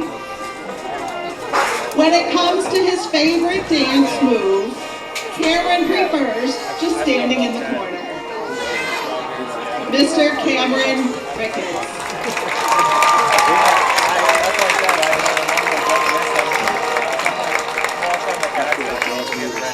Ladies and gentlemen, the 2024 Homecoming Court.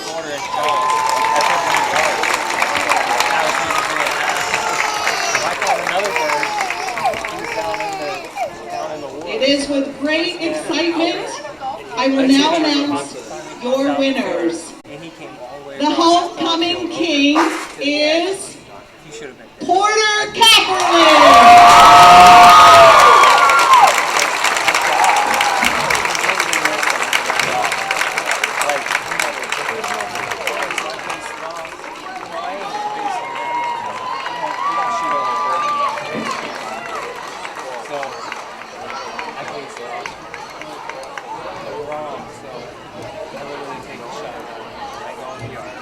And now, your 2024 homecoming queen is Angelica Chrisley.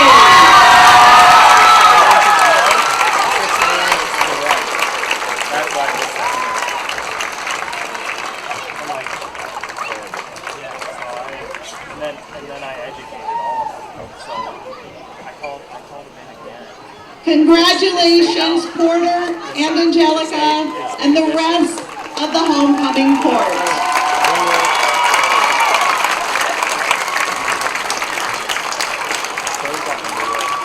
If you will just please pause for some pictures. Thank you, and have a great night.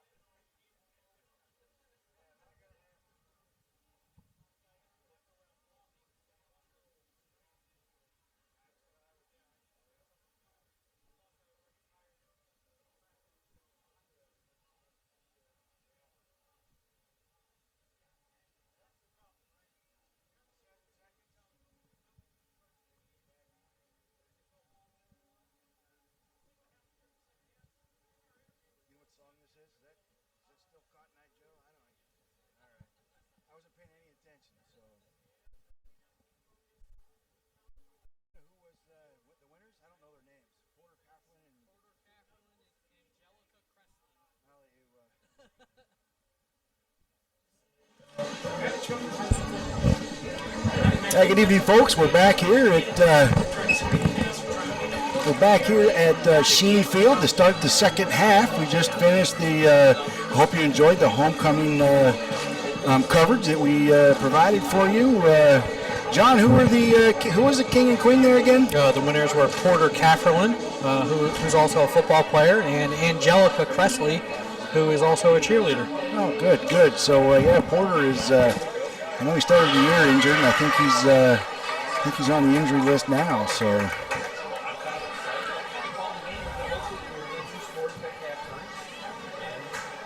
But I took a moment to step out of the booth here at halftime, and I looked left and right, and I really didn't see an open seat here in the stands. So just a good Corry Beaver homecoming. Lots of support from past classes, lots of support from the community, and that's just something we really like to see here. So. Yeah, it's awful friendly here tonight. And a good football game. Yeah, great football game. And a good football game. So McLean's going to get the ball here. I think we get the ball, right? We kicked off to start the first half. I thought McLean won the toss and deferred. We kicked off because we talked about Turbin being the kicker. We did, yep. It's a Doctor Strange, another meta universe right there, maybe. Well, I don't know. Sometimes all the games start to run together. Usually I would have forgot. Yeah, so I think it'll be important here to, not to let them score again. I think coming back in this game as tight as it is, either team going 2 scores down is going to be a tough hill to climb. Yeah, I'd like to see a nice, long, controlled drive here. All right. Ball's in the air. Second half starts. Short kick taken around the 20-yard line, 25-yard line, and looks like he's taken out of bounds there at the 27. That was number 15, Jack Van Carey. Also on YouTube at Deej Experience Productions and all across the Apple, Roku, Chromecast, and Fire TV streaming apps. Offense being led out here by that stellar offensive line, Aiden Trask, Cale Albers, Landon Nickerson, Landon Hasbrook, Owen Nickerson. Nolan Carey's got them lined up in the gun here, twins to the bottom side. One step back, sends Alvarez in motion. Carey takes a snap, and here we go. They give it to the back. And Lesher, get it all down there. I'm sure that's Lesher, about 7s. Yeah, that was Nick Lesher, on the carry there. Pickup of about 2, maybe 3 yards, so going to bring up second down and 7.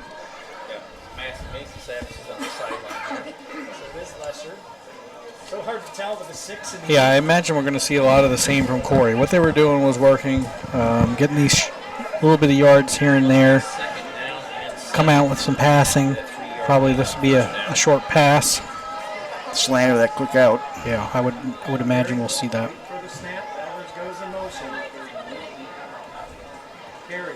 Another handoff up the middle. And no room that time. That maybe got back to the line of scrimmage. Yeah, he did. So that's going to be third and 7. Lancers are not giving the Beavers any room to run the football. Between the tackles there, Lesher's just taking a beat. Corry sticking with the inside run. Again, I feel like they're doing that to set something up to have later in the game. We haven't really seen that jet sweep tonight. We haven't seen Connor. We've seen him Sterling in the game. do the fake on that play. We really haven't seen that motion and then the pass. Well, a lot of different formations Corry still has in their pocket. Receiver to the top, Carey. And you're good. As normal, takes a snap, back to pass. Fakes. Going deep. He's got just thrown the ball. Jack Carey just couldn't come down with the ball. I don't think that was comfortable. by a couple yards. Yeah. Tight coverage, though. I think if he would have threw it somewhere where he could have caught it, it possibly could have been an interception anyway. Picked off, right. That's going to bring up 4th down and 7, so we'll see who's punting here tonight.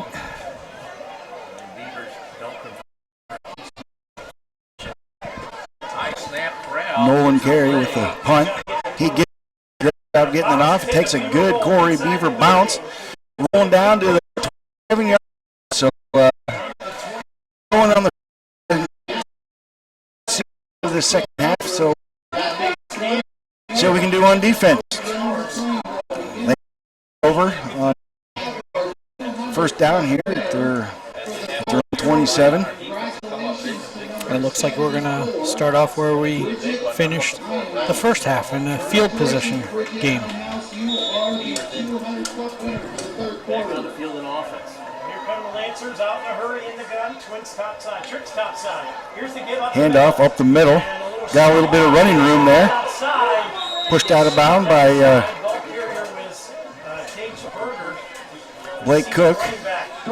Came up and pushed him after a gain of 5-yard gain, so 2nd down and 5 for the Lancers. about 5 yards. Get right up to the line of scrimmage, call a play out at the line. No substitutions.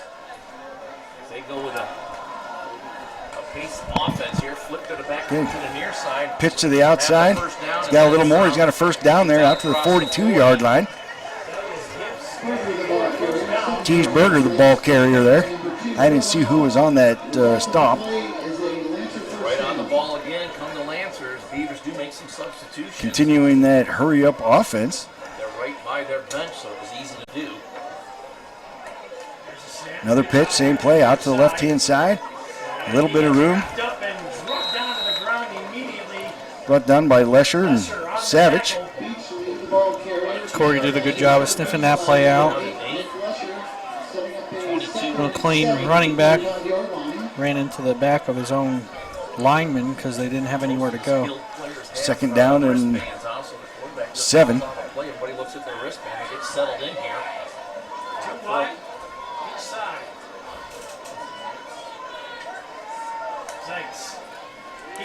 Keeps it up the middle. Stopped immediately by Cale Albers. Field tackle there by 69, Colton Anderson. No gain on the play, so Lancers looking at 3rd and 6. So that's going to bring up 3rd down and 7 yards.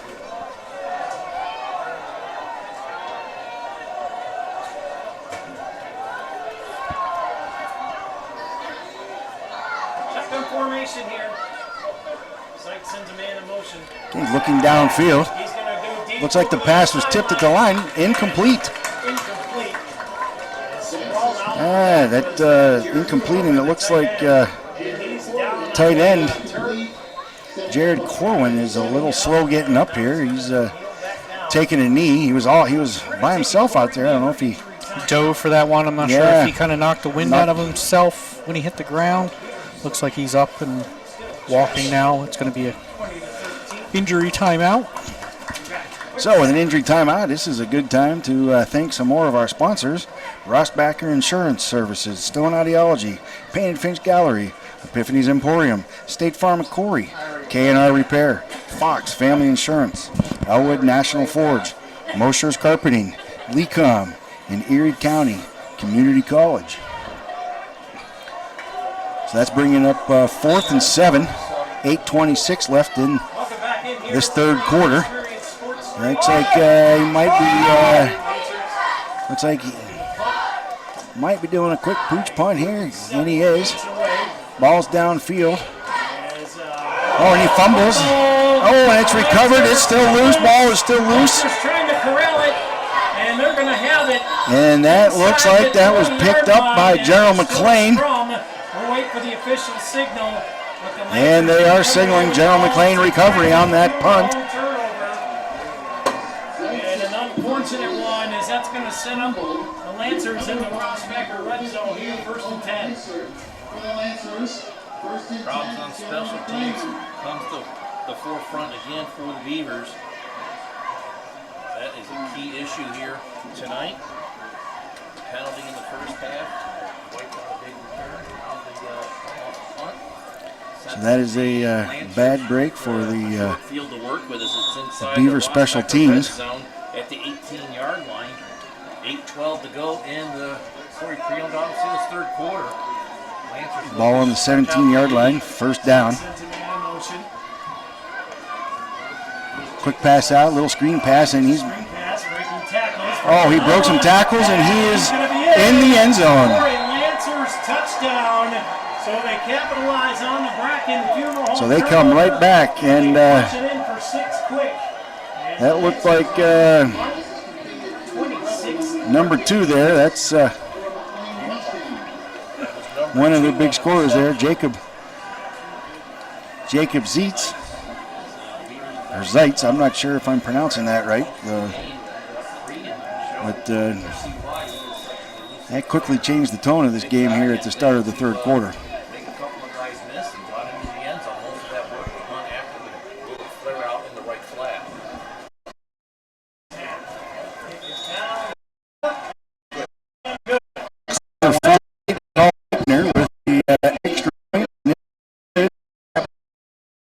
General Mclane 27, Corry 13.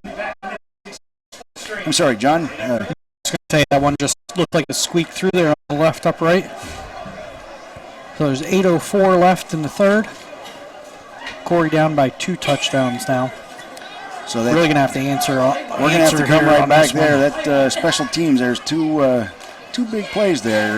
The mishandled punt and then that illegal block there in the first half. So yeah, the mistakes tonight. We had a big return, fumble there on that punt return.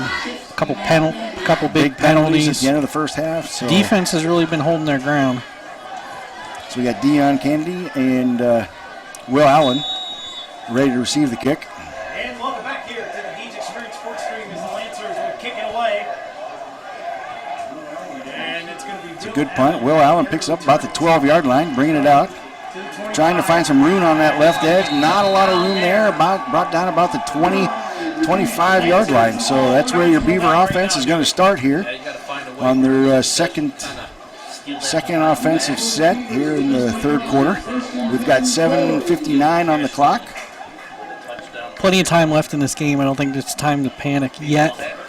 I think we can still mix in the run and the pass. No reason to come out here and throw 3 straight balls. Right. I mean, we've seen this team. They've scored. Last week they scored 3 offensive TDs the first half. They can pile up points. Nice, patient offense they have here. You got to find a way to give them a little break on the sideline. Let them regenerate their batteries or recharge them. Carrying the offense back. We have Albers in the backfield now, along with Nolan Perry. Quick out, little receiver out. Looks like that screen intended for Will Allen there. Yeah, just a little low, down by his knees, and he just couldn't corral that one. He had a McLean defender sniffed that out laser pretty good. beaming in on him, so I think he had that, in the corner of his eye while he was trying to catch that ball. Jack Van Carey bringing the play in here. 2nd down and 10 for your Beaver offense. Contested, so Beavers have definitely got their work cut out for them here in the second half. Got to find a way to start churning some first downs out.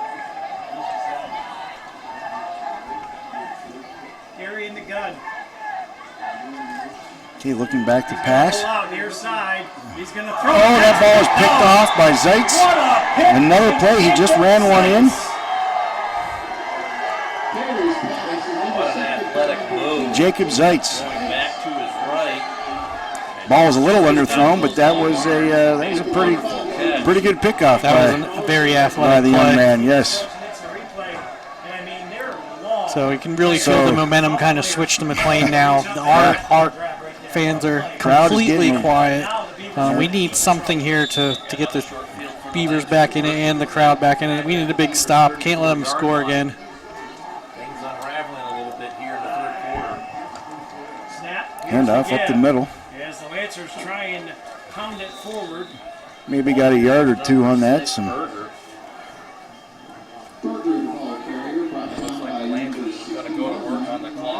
Landon Nickerson was getting off on the bottom of that pile. Now this is the first time we've kind of seen McLean semi-huddle and Slow it down a little bit. You Yeah, know, they have a commanding lead. They're in no hurry. Yeah, they all have. It looks like the coach sends in the plays from the sideline, and they all have a wristband on with the play mark, so no need to be people running in. And in motion is Berger. Here's the give. Another run up the middle. Lots of room to run here. He's got a lane down the left side. Outside. Yeah, big hit there out of bounds. Knocked out of bounds, hard hit out of bounds, but a good pickup by Jared Corwin. Looked like a big collision there by Marcus Meredith coming in from the D-back position to knock him out of bounds.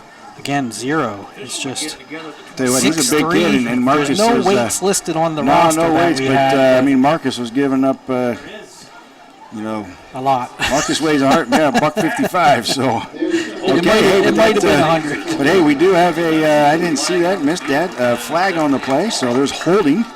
So that will back them up a little bit. Goes against the Lancers. It's going to wipe out a first down and push them all the way back to the 38-yard line. So instead of that first down pickup, they're going to have second down and 13.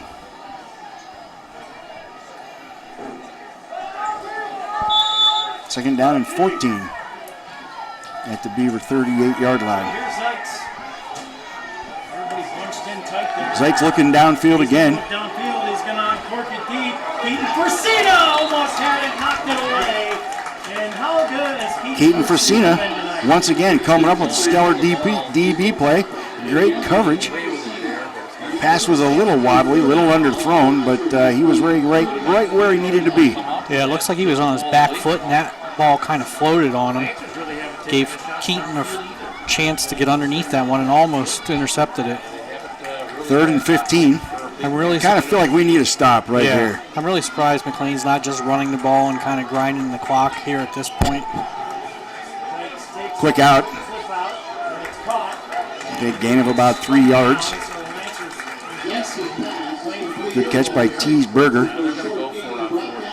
So it's 4th down and about 8 yards. I mean, I'm thinking they're just going to go for it here. I think you go for it here. I don't think their field goal kicker could make it from this distance, and to punt it's not going to net you probably much more than 20 yards or so.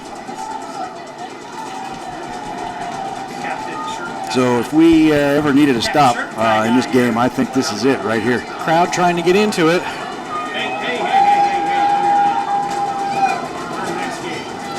Zeitz in motion. Rolling out. Pass is caught, and he got the first down. He got enough for it. Brought down by Will Allen. Just stuck his hand out there, grabbed that with one hand. It's a nice catch. Tipped it to himself almost, and was able to haul that in. Now McLean's going hurry up. Yep. They want to attack again. We should be able to substitute here. As the Lancer substitute was, looking back again. Quick pass. And it's incomplete. It's going to be overthrown. Pass was intended So it looks like Corwin. we got a Now we're going to have a injured we Corry got, player. yeah, that looks like a cramp. Yeah, that's what it's what it is. He was flexing his toes there. That's Nick Lesher down.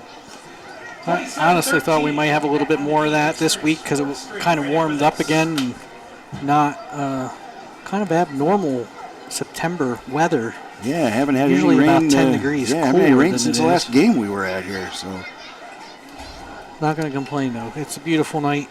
You know, you got some people here in t-shirts and shorts, a few people with maybe hoodies on, but it's just an absolutely perfect night here. Hopefully Corry can turn this around and make it a really great night. I mean, we got 5:55 left in the third quarter. General Mclane's up 27-13. It's 2nd and 10 at the 23-yard line. Corry needs to make a stop here. yes, this is a critical point in this ball game. So I can't tell looks like exactly he's getting up. who's down. I think it's Nick. Oh, okay, Nick, Nick Lesher is down. So hey, I want to take a moment here to give another shout out to some of our sponsors. And hey, we have some new sponsors I'd like to tell you about: Elwood National Forge, Mosher's Carpeting, Lecom, and Erie County Community College. Just a big shout out to all of our sponsors. Want to thank you for allowing us to do this broadcast. So second down 10, 5:55 left in this third quarter.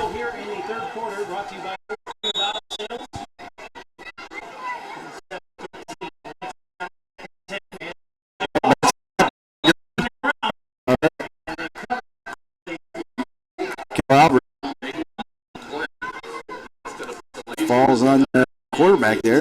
That play right there. Back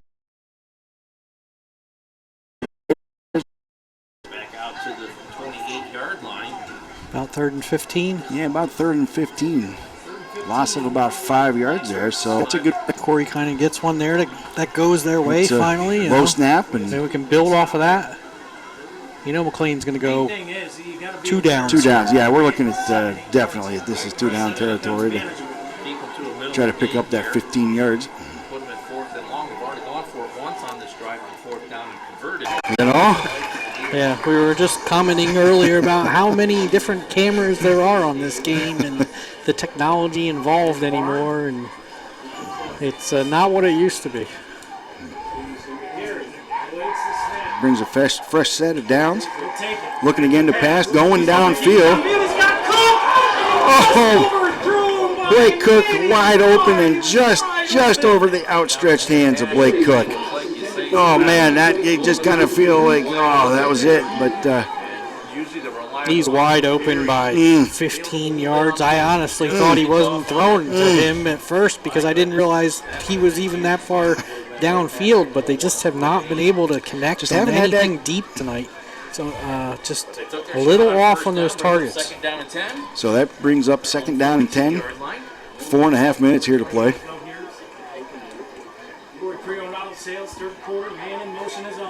Another quick pass. Beavers got on the slant again. Breaks the tackle. Breaks it. Keaton Facina broke 2 tackles there. Carries the ball out across about the 47-yard line. This has really kind of become Keaton's bread and butter play. Right. Get it in the hands of an athlete and let him make His moves. Yep. Every possession. So moving the change here in General McLane territory. Over there. Facina having a big night. First man in. Beavers turn it into another 1st down. Nick Lesher entering the ball game. Got those cramps taken care of. 4 minutes and the clock continues to run here in the third quarter. Excuse me, that Corry was down Mason Savage. 27-13. That's set up well here, so here would be a good time to take a shot at it. Albers in the backfield. Jet sweep. It's that jet sweep. Jack Connor Sterling with it. He gets hit hard at the 45-yard line. Well, you were just talking about that play. Let's look forward to seeing that. Yeah, we haven't said Connor's name very much tonight. It looks like they could never really set the edge on that, and McLean just kept stringing it out to the sideline. Good containment by the DN there. Telegraph there by the Beavers in the backfield. It's going to bring up 2nd down and 8 yards to go. Beavers looking 2nd and 8 here. 3 receivers to the top side. Single coverage on the bottom side here. Jack Van Carey. He's going to keep it. Carey keeps it, sidesteps, out of bounds at the 37-yard line. Just shy of the 1st down there. Looks like he's going to bring up about 3rd and 1. Third and manageable. Nice run there by Nolan Carey, kind of keep the defense guessing. Nolan, I think, is really kind of an underrated runner back there. He really sees the field well. He can kind of find those holes and sneak through and get positive yardage. This is kind of the drive that we were hoping to see them have here when they opened the second half. So they need to finish it pick off up. here. I guess it's 3rd down and 3. Option there out the side. Lamech Albers is going to be really close. I couldn't tell where he got. I think he looks like they're marking it all the way up at the 35. Yep. They're knocked out of bounds at the 35-yard line, but he picks up the 1st down. nice play calling here, I think. Keeping it mixed up. Like I said earlier, plenty of time that you don't have to totally abandon that run game and go straight to passing, kind of keep them guessing. That was nice a good mixture here. And that was a good option by Corry there. Read that really well. Here we go. 1st and 10. Trips topside for Corry. Receiving again, the lone receiver to the bottom. 2:47 to go. Third quarter play brought to you by Corry Pre-Owned Auto Sales. Back to pass. Corry dropping back. He's got Keaton for Cena again in the end zone. Oh! Just once again, just out of reach. That has to be wide open, and they've not been able to connect on 2 or 3 times there where we just can't seem to click on that long pass. Just squeeze it. Beavers again take a shot on 1st down, brings up 2nd down and 10. But a good play call here. Keeping that Lancer defense honest. Jack Van Carey coming into the game, headed out to the, splitting out to the far side. Work them back in quickly. Lesher in the backfield, along with Corry. Send a man in motion. They'll dump it over the middle. Nice quick pass over the middle. I think that was Blake Cook. I don't think he was ready for that yet, but double team there, so that'll bring it up 3rd and 10. 3rd and 10. 2:38 left here in the 3rd quarter, and Beavers sustaining a nice drive. Done a very good job at marching up the field on this drive, Dewey. They can punch it in and be a very well-earned Ford manufacturing drive. And hopefully they can punch it in for Owen Nickerson and Aiden Trask manning up the tackle positions out there, and we're going to take a timeout.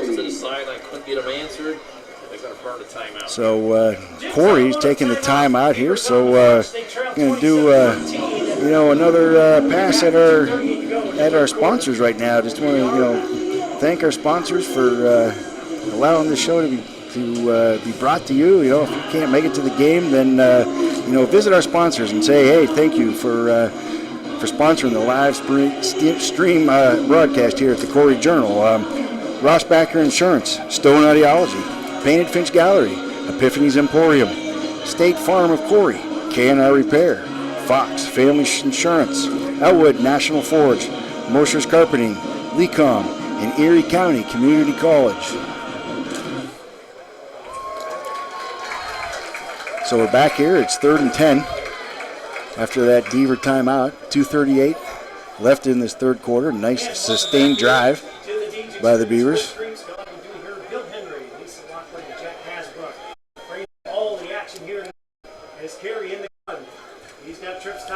Corry's fading down. Nice pass to Lesher. Wide open. Lots of room. Cuts inside the 15-yard line. Picks up the 1st down.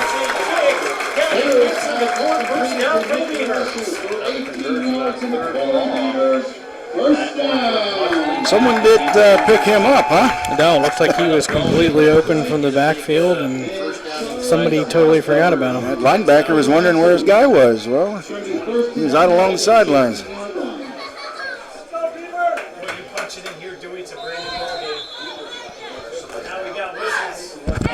Okay, we have an official's timeout here.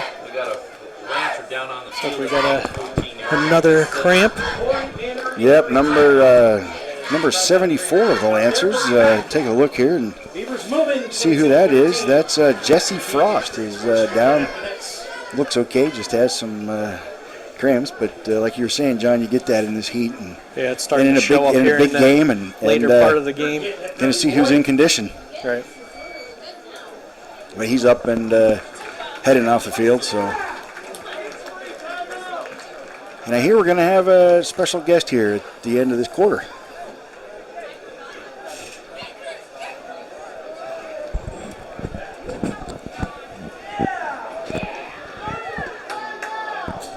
What? I hear some people want the McLean to be charged for a timeout there. I'm not sure why. And welcome back here to the Gage Experience Sports Stream. Lancer up and okay. Walk that one off. Corry's got him set up. Set the man in motion. motion. Here's a quick screen pass. Caught by Savitz. Makes a man miss. Boy, Savitz is using those legs. Nice little quick catch there. Runs the ball down to about the 6-yard line. That Just refusing to go down, kept those big old legs a churning. This is about the third time tonight they tried to run that wide receiver screen over there. And again, it's just the timing is just, something is not there because the linemen are just not making it out there really to get the blocks, either that or maybe they're supposed to cut back in towards the middle of the field. It has had some success, but if they could put that together, that looks like it's going for a touchdown. I agree, and that still a nice pickup of 7 yards, bringing up 2nd down and 3 at the Lancer 8-yard line. Carry. Moment setback. Sends a man in motion as Will Allen. Will Allen in motion. Carry headed out. He's decided to keep it himself. He's headed down to about the 5-yard line, just short of the 5, maybe the 6-yard line. So he's going to pick up the first down on that. Boy, it looked like he had Will Allen wide open. It did look like he had Will Allen open over there in the flat, but maybe just didn't feel comfortable because he was kind of in an all-out sprint there to set his feet and make that throw. Either way, he ends up getting the across first the body. down. Yeah, so headed that way, a tough throw. So no one did what needed to be done either way. So it's going to set up a 1st and 6 from the 6-yard line. and 40 seconds and the clock's still running here in the 3rd quarter.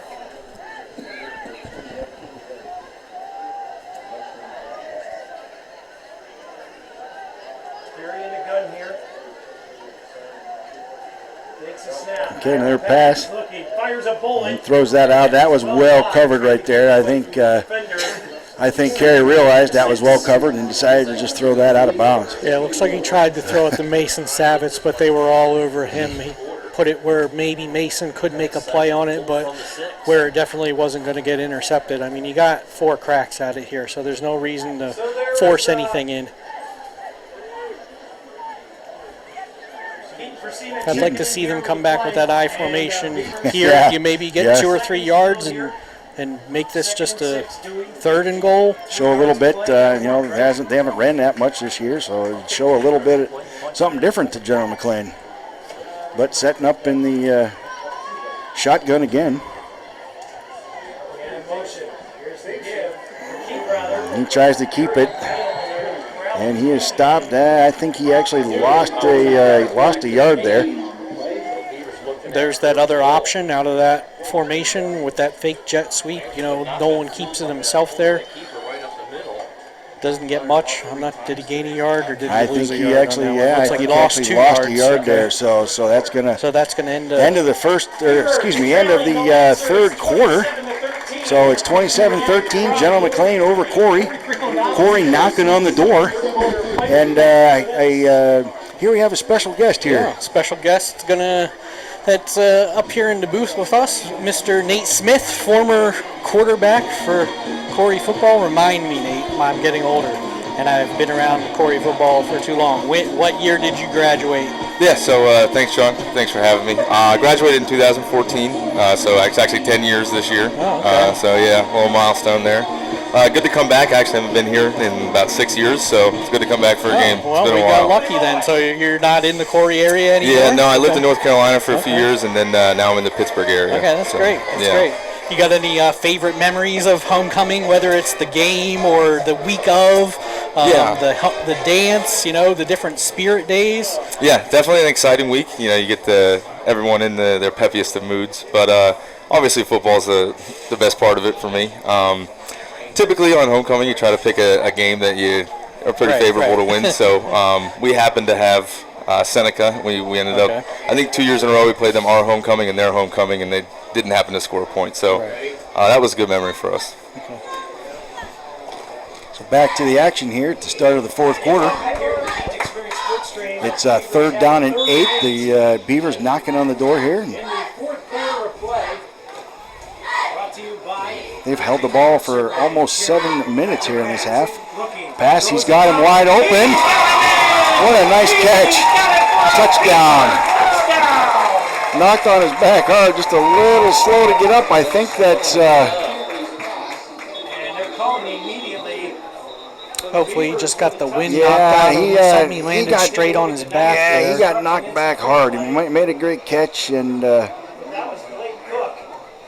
think that's number 3, Blake Cook, with the TD reception right there. So that brings us 27-19. So Nate, what other memories here do you have of Corry Beaver football? Yeah, so we actually were one of the first years on the turf. I think it came on the year before I was in high school. So we had the turf for 1 year, and then that storm ruined we had to get it all rebuilt. So playing those home games away, I think we played it at General Mclane. Yeah, I think actually. the very first game was at Edinburgh or something. I do remember that, yeah. So I remember that game specifically because Dusty Silvas broke his arm on the opening kickoff. On his opening kickoff, yeah. The very first kickoff of the very first game of that season, he broke. Yep, we were actually very close friends. I finally convinced him to play, and his first time touching the ball. We actually lost Ryan that game. He tore his LCL. Yeah, we thought that he was more injured than he actually was. Yeah, I think he was. I think he just played through. Yeah. So I'm wondering, you think they're? I don't see Zach Turbin out there. There he is. So it looks like they're going to try the. Well, if you put the one up here, you're still so I think down that by makes 7, sense. Yeah, so. down by a touchdown. So that's.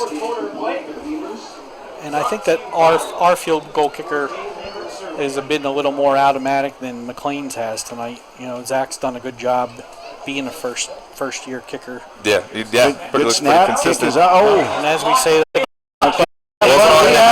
over the center or offsides. Yeah, we have a flag here, so let's hold on and see what we got. We may be doing this again, and it's against it looks like we're going to be. Yep. And you got to think, if they move it toward the goal line, do you think about going for 2? Right.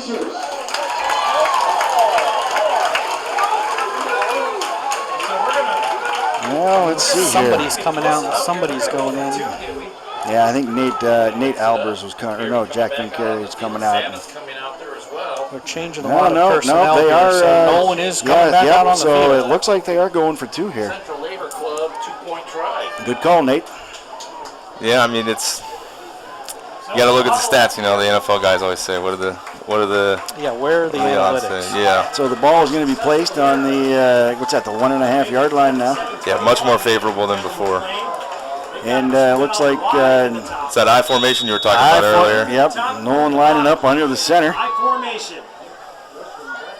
Flesh in the back. Here's the turn. Here's the give, and he's going to get handled. Oh, and Lesher was just down. Tried to find a little room on that right side, but nothing there. So after the score is 27-19. Lancers still up, 11:53 here at the start of the fourth quarter. So can you remember, did you have an I formation? You were coached a couple years there by Coach Delatry. That was about the same time I came into Corry football. Was Coach Delatry was already here, and this was kind of the offense, the kind of spread offense. Yeah. It's kind of been that way ever since, except for a few years there. I think maybe Coach Carey kind of tightened it up there for a year, and then we had Coach Patton for a couple of years that I think he kind of liked the, have a fullback in the I formation and stuff. But did you go under center ever? The only time I went under center was victory formation when we were winning the game. That was the only. I mean, we had like a heavy form. So Jake Seeley, our tackle, got to run the ball. So we had heavy, but no, not a normal. We had like an I formation in the gun, but it was like a pistol. But yeah, we're very traditional in that kind of sense. So you were a 3-year quarterback. Were you a quarterback in your younger years? Did you start out at rec football here with the different colored teams? Did you get in? Did you start there or come in at middle school football? What was your career like? No, I wish. I actually started in like Union City flag football. Okay. And then we moved to Corry, and then I got to start in middle school. I saw Coach Clark out there. He was my head coach. Okay, him and Coach so you Wilson. were prior to Coach Chudd? Yeah. Okay. Yep. I think I was a year or two before him. We had like Coach Baker and Daniels as well. They were awesome. Right, but, so were you a bigger guy then too? Were you stuck on the line because you were? Yeah, it was actually tight end. Yeah. And toward the end of the year, I told Coach Clark, I was like, listen, I think I'd like to be a quarterback. He said, it's a little too late for that. Why don't you tell Coach D when you get up there? And then we had a real bad outing, and then I got to play quarterback a couple games in middle school. So it was not a lot, flag football and then tight end and then Yeah, I got a chance. And then getting to play with had to play with all 3 Craigs, so that was pretty cool. Yeah, But had some real weapons there. yeah, and then having Matt play quarterback the year before me, and then we were both on the field. He could help. It was definitely good guidance there for me. General Mclane has the ball first down here on the 40, Lancers trying to plow their way through. They're off the left-hand side, maybe a pick up about 6 yards. So The progression in Nolan is kind of the same. He's had 3 years here, and you can really tell that those 3 years make a difference. What was it like for you, coming in as a sophomore compared to when you were a senior? Was your confidence level way higher? Yeah, well, the videos you made definitely boosted our confidence. You made some awesome videos for us. You made us look really good. So, yeah, I mean, early on, you think, I hope I don't mess this up for everyone, And then as you start to gain your footing, you feel like people are confident in you. You're confident in yourself. Kind of just build slowly. But, yeah, going out there the first time, it's definitely something you never experienced. And, I haven't felt that kind of nervousness since. It's something else. Being 15 going out there and there's almost grown. I was playing with, Alec Lubna and Dustin Talbert. There is a lot of Very pressure, tough and guys. there is, a big difference between, a freshman and a senior. Both of my sons were 100-pound freshmen, Right. So, yeah, going out there the first time can be a little intimidating. Yeah, I think freshman year I was 195, so that Okay. And I did look at a few of your highlights when I knew we were going to talk tonight, and I did see you on defense once or twice. Yeah. Our senior year we were pretty slim, so we had to go both ways. I was always listed so was that by defensive choice, end. or was that It was for the best of the team. Okay. Yeah. It got at some points. I mean, most of the teams we played were wing T or an I formation. So the fullback is just a bowling ball coming to smack the defensive end, and so I'm just sitting there waiting to get hit. So it was interesting. Well, we thank you, Nate, for taking some time to come up here and talk to us, and I'm really happy that we lucked out and you just happened to be in town tonight. So, Yeah, thanks for inviting me up. I had a great time. Thanks again. Absolutely. About 10 minutes to go in the ball game.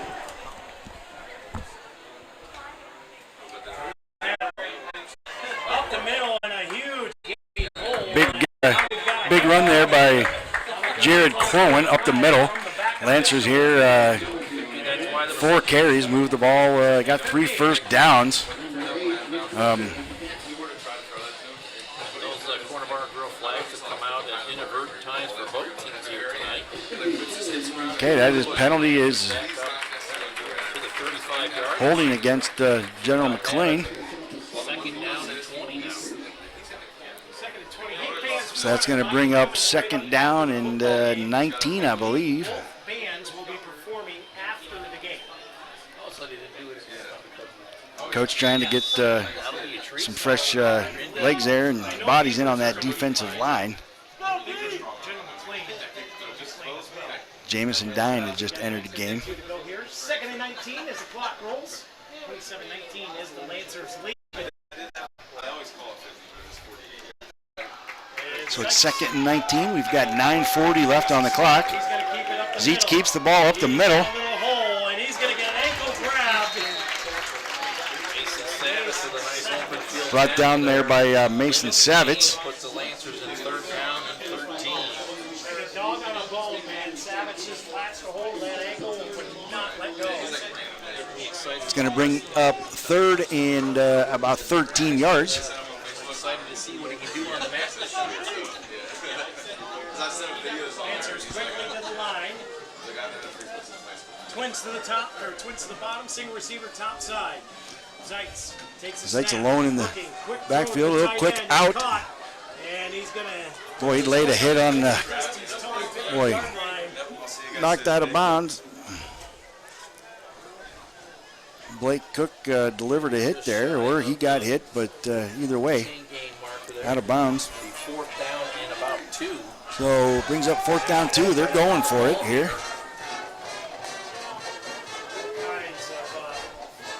Trying to draw the Beavers off sides, but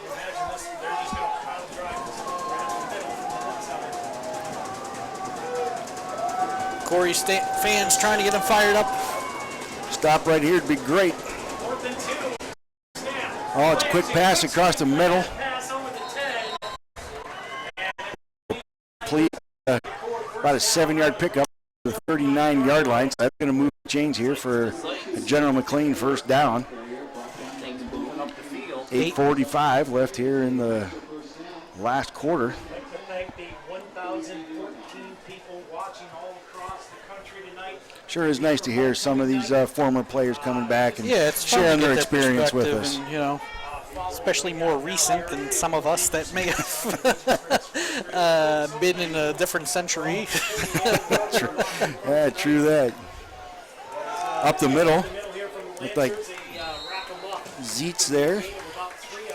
Yeah, maybe a couple yards on the play. Going to bring up second down and 7 or 8. So. Yeah, I was trying to put the timeline together with Nate because he was here with Coach Homer Delatry, which had a long tenure here. And then Corey kind of got into an area where Coach Travis Carey took over for a year. I think then there was Adam Wallstrom was here for 2 or 3 years. And then we had Brian Patton was coach for 2 years. So we kind of had a bit of a turnover until Coach Goodwill has now been here for a number of years. Teesberger up the middle. We have a flag on this play though, so we'll see what happens. Well, it seems like with Coach Goodwill, I don't know how long has Coach been here. I think it's been maybe about 5 years now or so. Yeah, he seems he's got a good system. Got it.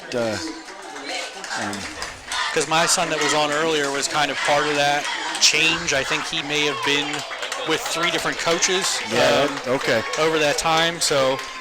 You want to get in here and kind of put your stamp on the team and have your philosophy and your offense and your defense. And so it takes a little bit of time to get acclimated to that.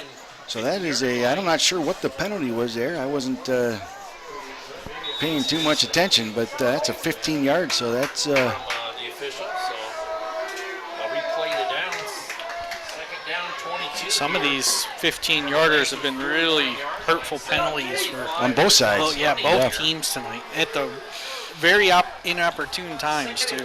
So that really pushing McLean back here. Yeah, that's bringing up second down. They get to play the down again, but second down and 22. 15, trips top side, in bunch close. Man comes in motion. Zeitz takes it. Action pass. Coming around. He's going to throw it deep. And that's going to be pass interference. You got to get your head around. Well, it looks like number 12 made the reception. Coverage there by Lamech Albers, but I think he might have. Might have had some pass interference there. He caught it, so yeah, that the penalty will be no penalty on the play. If it was a penalty, they're definitely going to decline it because it's only a 5-yard penalty anyway if it's pass interference. Officials huddle around here and see what they're going to call. First down for the Lancers.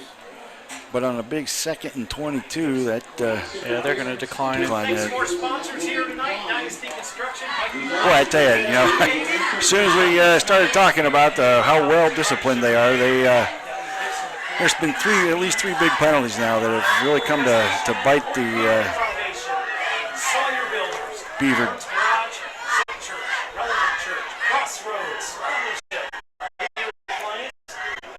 So it's first down and 10 on the Beavers' 27-yard line. We have 6:45 left here in the fourth quarter. Looks like Zeitz is going to keep it here. He's find no room. And going to end up gaining about 8 yards on that play. Ran to the big side of the field. Yeah, had a number of blockers out there. So a pickup of 8 is going to bring up second down and 2. Second down and 2 after that 8-yard gain. Clock's still ticking away. About 6 minutes left in this game. Corey behind by 8 points. That's all we need right now is a stop right here and then nice long drive. Yeah, plenty of time, but they need to stop them. Can't let them put any more points on the board. Hopefully that early timeout doesn't come back to bite us here. Run up the middle.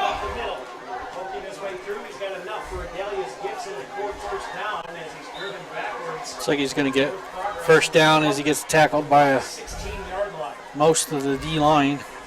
Yeah, that looked like Cohen Beachley there picking up that first down. And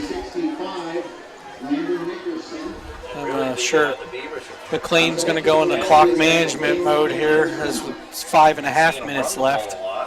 They're not going to be in any hurry. They're taking their time getting the play in from the sidelines.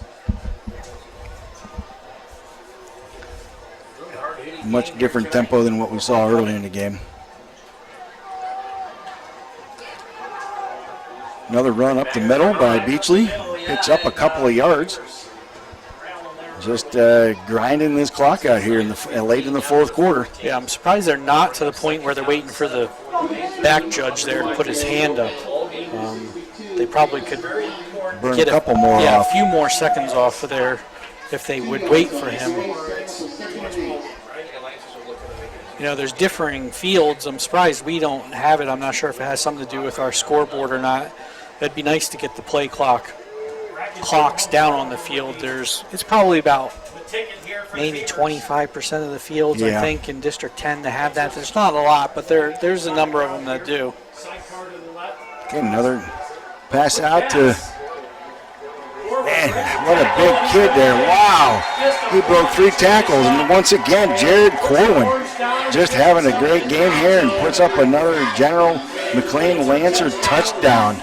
Yeah, nice play. Boy, that kid, play there. yeah. Out into the flat. Almost had me tight fooled. end. Yeah, me too. Well, I'll tell you what, that Corwin, number 0, he is really, he's a beast. he's been the spark of this offense tonight.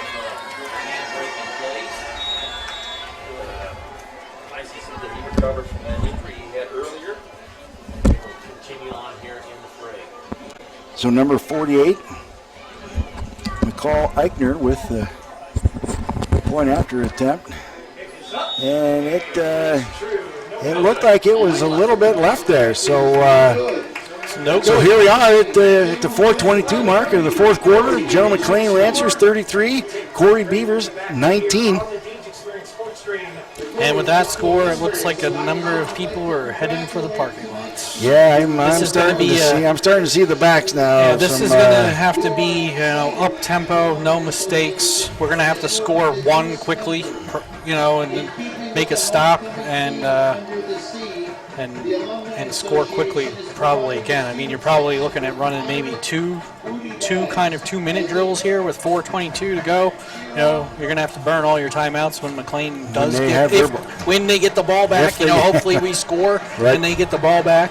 You're going to have to burn all your timeouts, but it's not going to leave you with a whole lot of time. The clock is against Corry at this point. I don't know if we mentioned it earlier, but stick around after the game because of the longer halftime festivities. The Corry Band will perform after the game, and we will be bringing you that coverage. Okay, the ball is just kicked out of bounds here. And I believe that McLean's band, because they're warming up now, that they'll perform as well. Yes, So both bands are playing tonight. We'll bring you both bands after the game.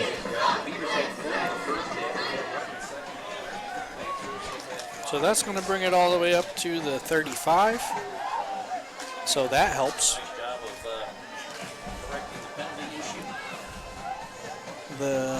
Now they're going to make them kick it again. No, they are kicking it again. They must have. I guess we're going to. Going to take a shot at it. That's right. We had some good returns so far, and I guess that backs them up a little bit when they kick it.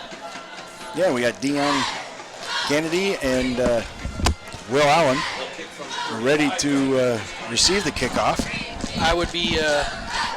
I would be all over my frontline guys here that McLean doesn't do something tricky now that they have a second chance, or they short kick and try to get the ball back.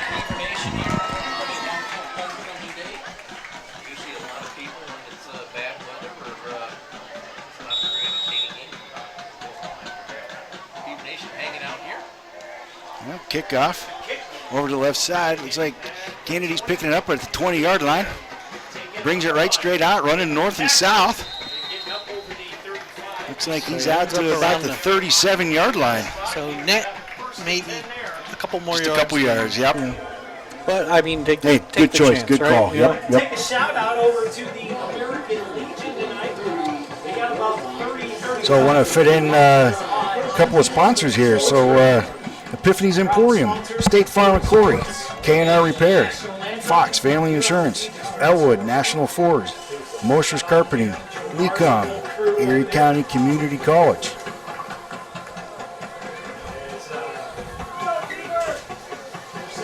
Those folks are enabling us to bring this live stream broadcast to you. Corry Journal here.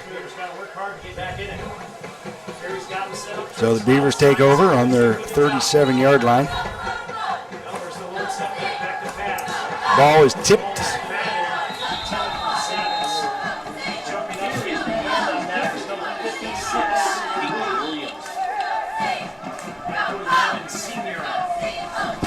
Bringing up second down and 10.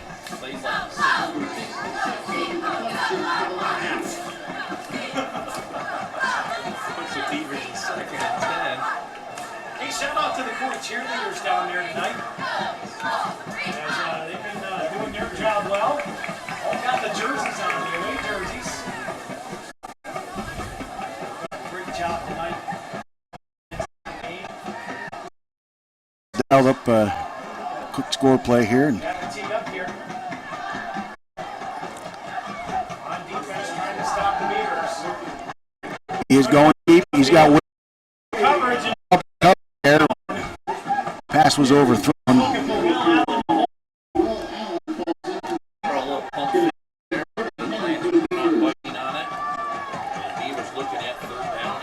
I think that General Mclane defense was thinking the same thing I was. Big play here would be nice, and they were ready for that. Brings up third down. 4:09 on the clock. The touchdown's not important now. We definitely need to get that first down in these two plays. Carry enters the backfield, 3 receivers on the near side, 2 up top. Nolan Carey alone in the looking downfield. Downfield again, and that pass is overthrown. And Beavers got 4th and 10. Looked like maybe a little miscommunication in the route there. Yeah, again, we haven't had a lot of success with those deep passes. Just something seems to be a little off in this touch tonight, unfortunately. He's had the time to throw. He's had plenty of time to throw, and it looks like Blake Cook's coming out. He looks like he's cramping up too. So, but yeah, not the offense we've seen here the last few weeks. So here we go, 4th and 10. This is the ball game. 4th and 10 right here. Big play. Need the first down or it's over. Single back in the backfield, carry back the pass. Looking, he works one.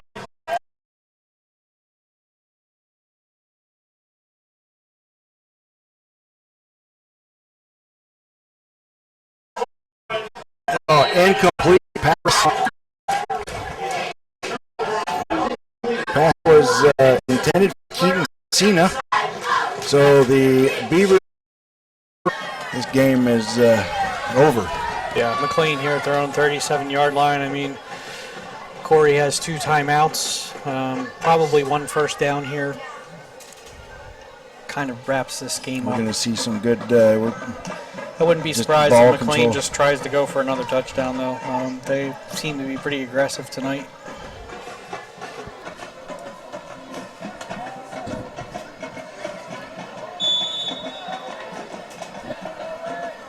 Here we go, back to action here.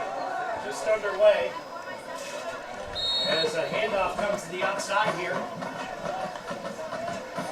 Top side, not Cohen Beachley again, the ball carrier. Pickup of about 5 yards. So they might just be content to just run this ball and see what happens. Kind of surprised Corry didn't take their timeout there.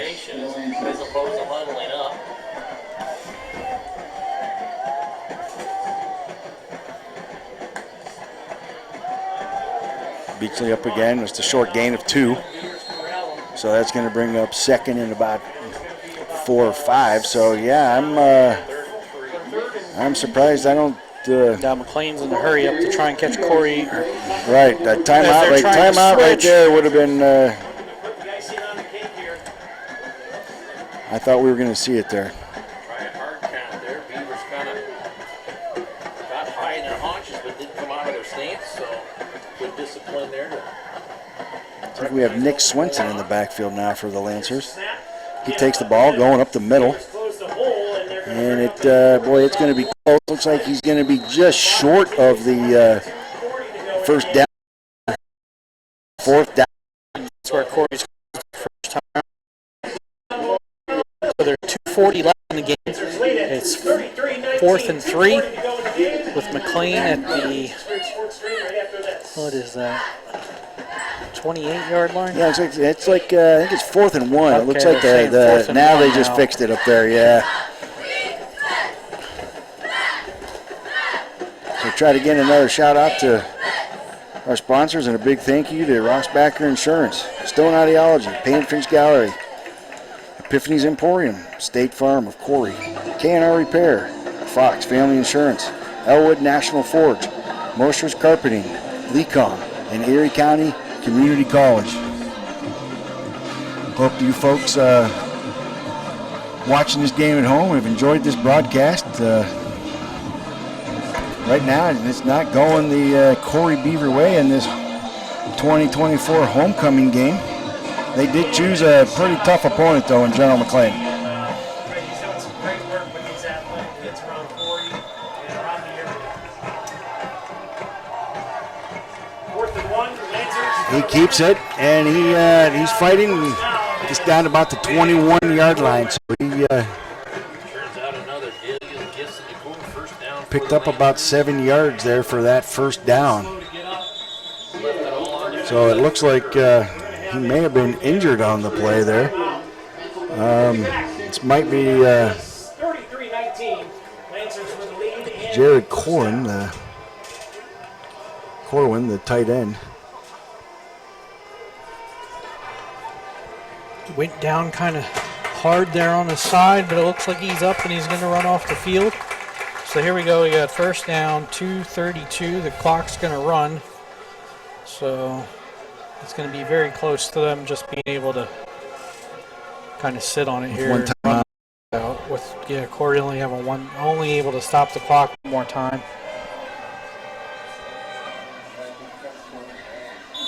They're definitely going to keep the ball on the ground.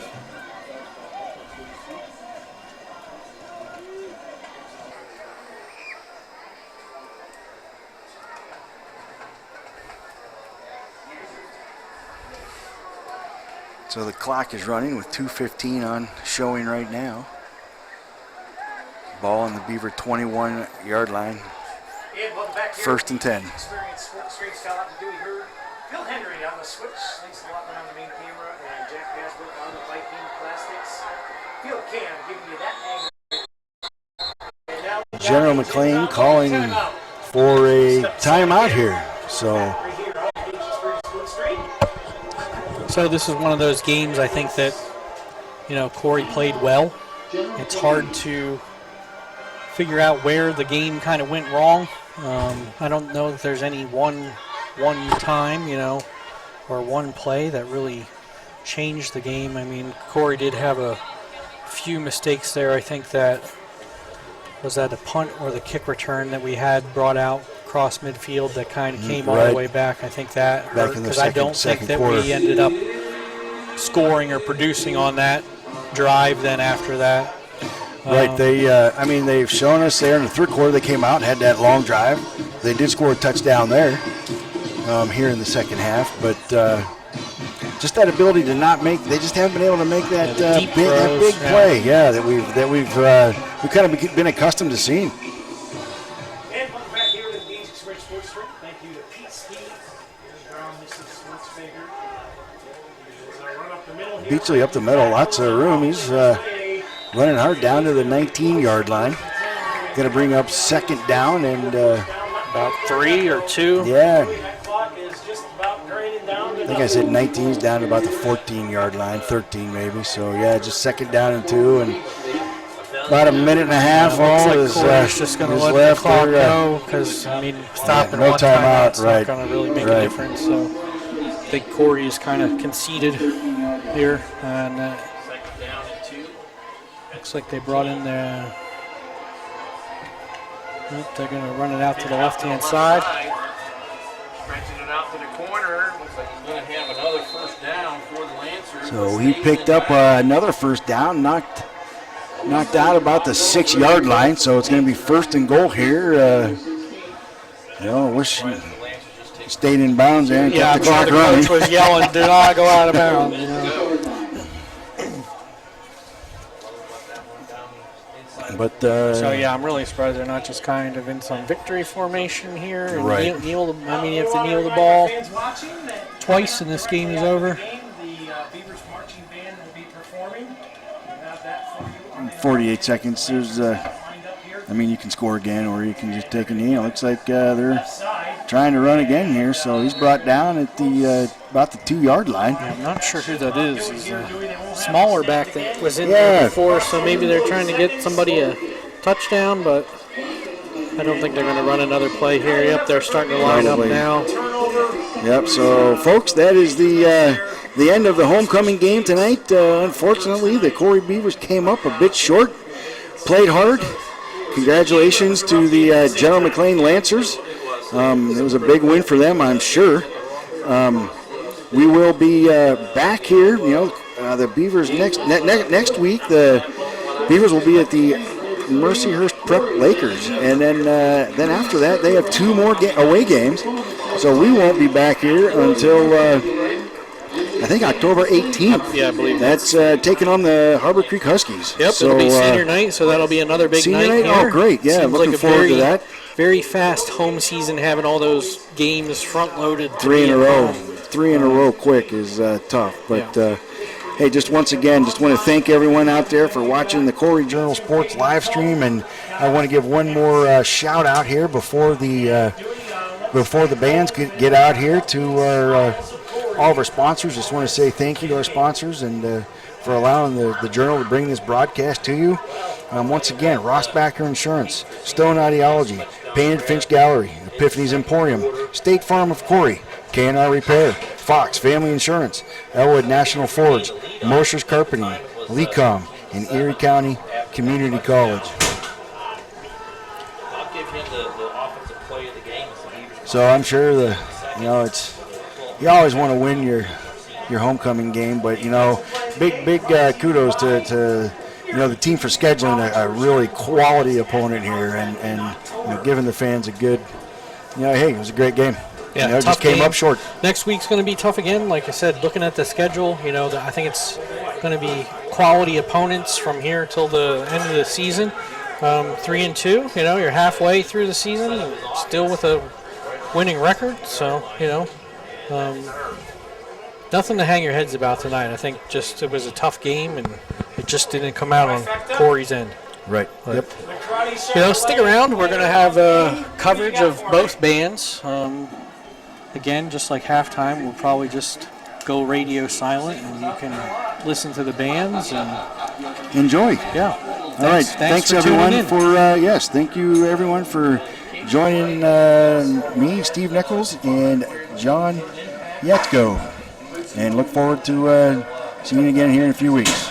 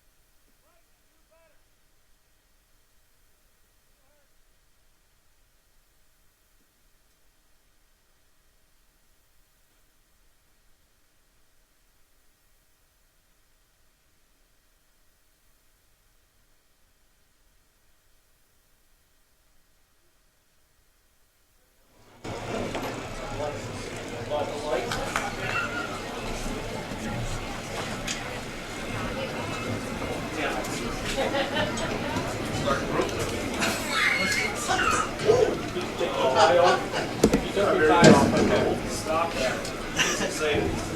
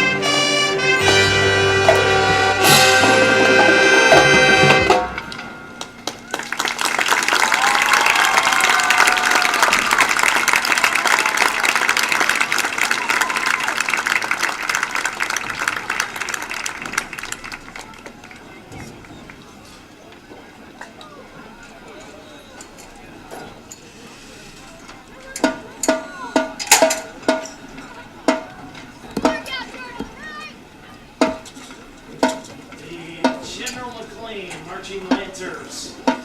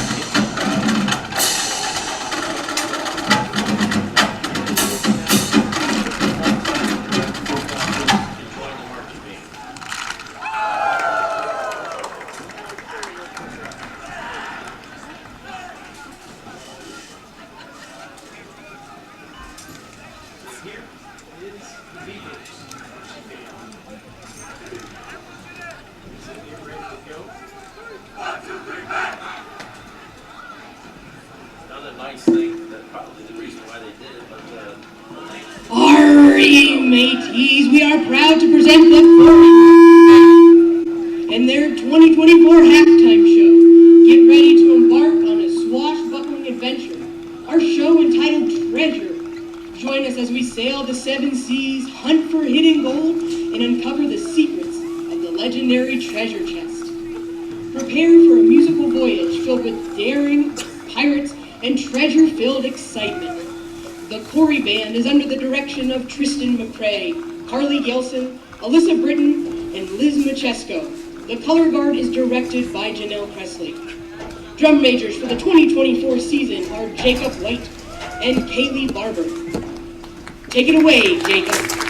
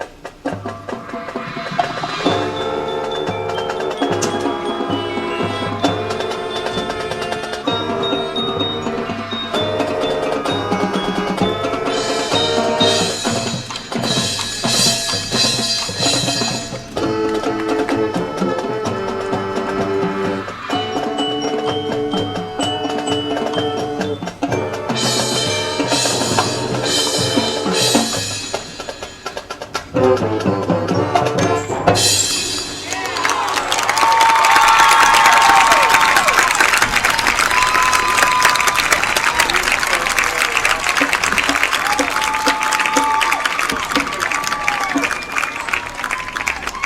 excellent job by your Corry Beavers marching band. And that's going to wrap our coverage of tonight here on the Beach Experience Sports Arena.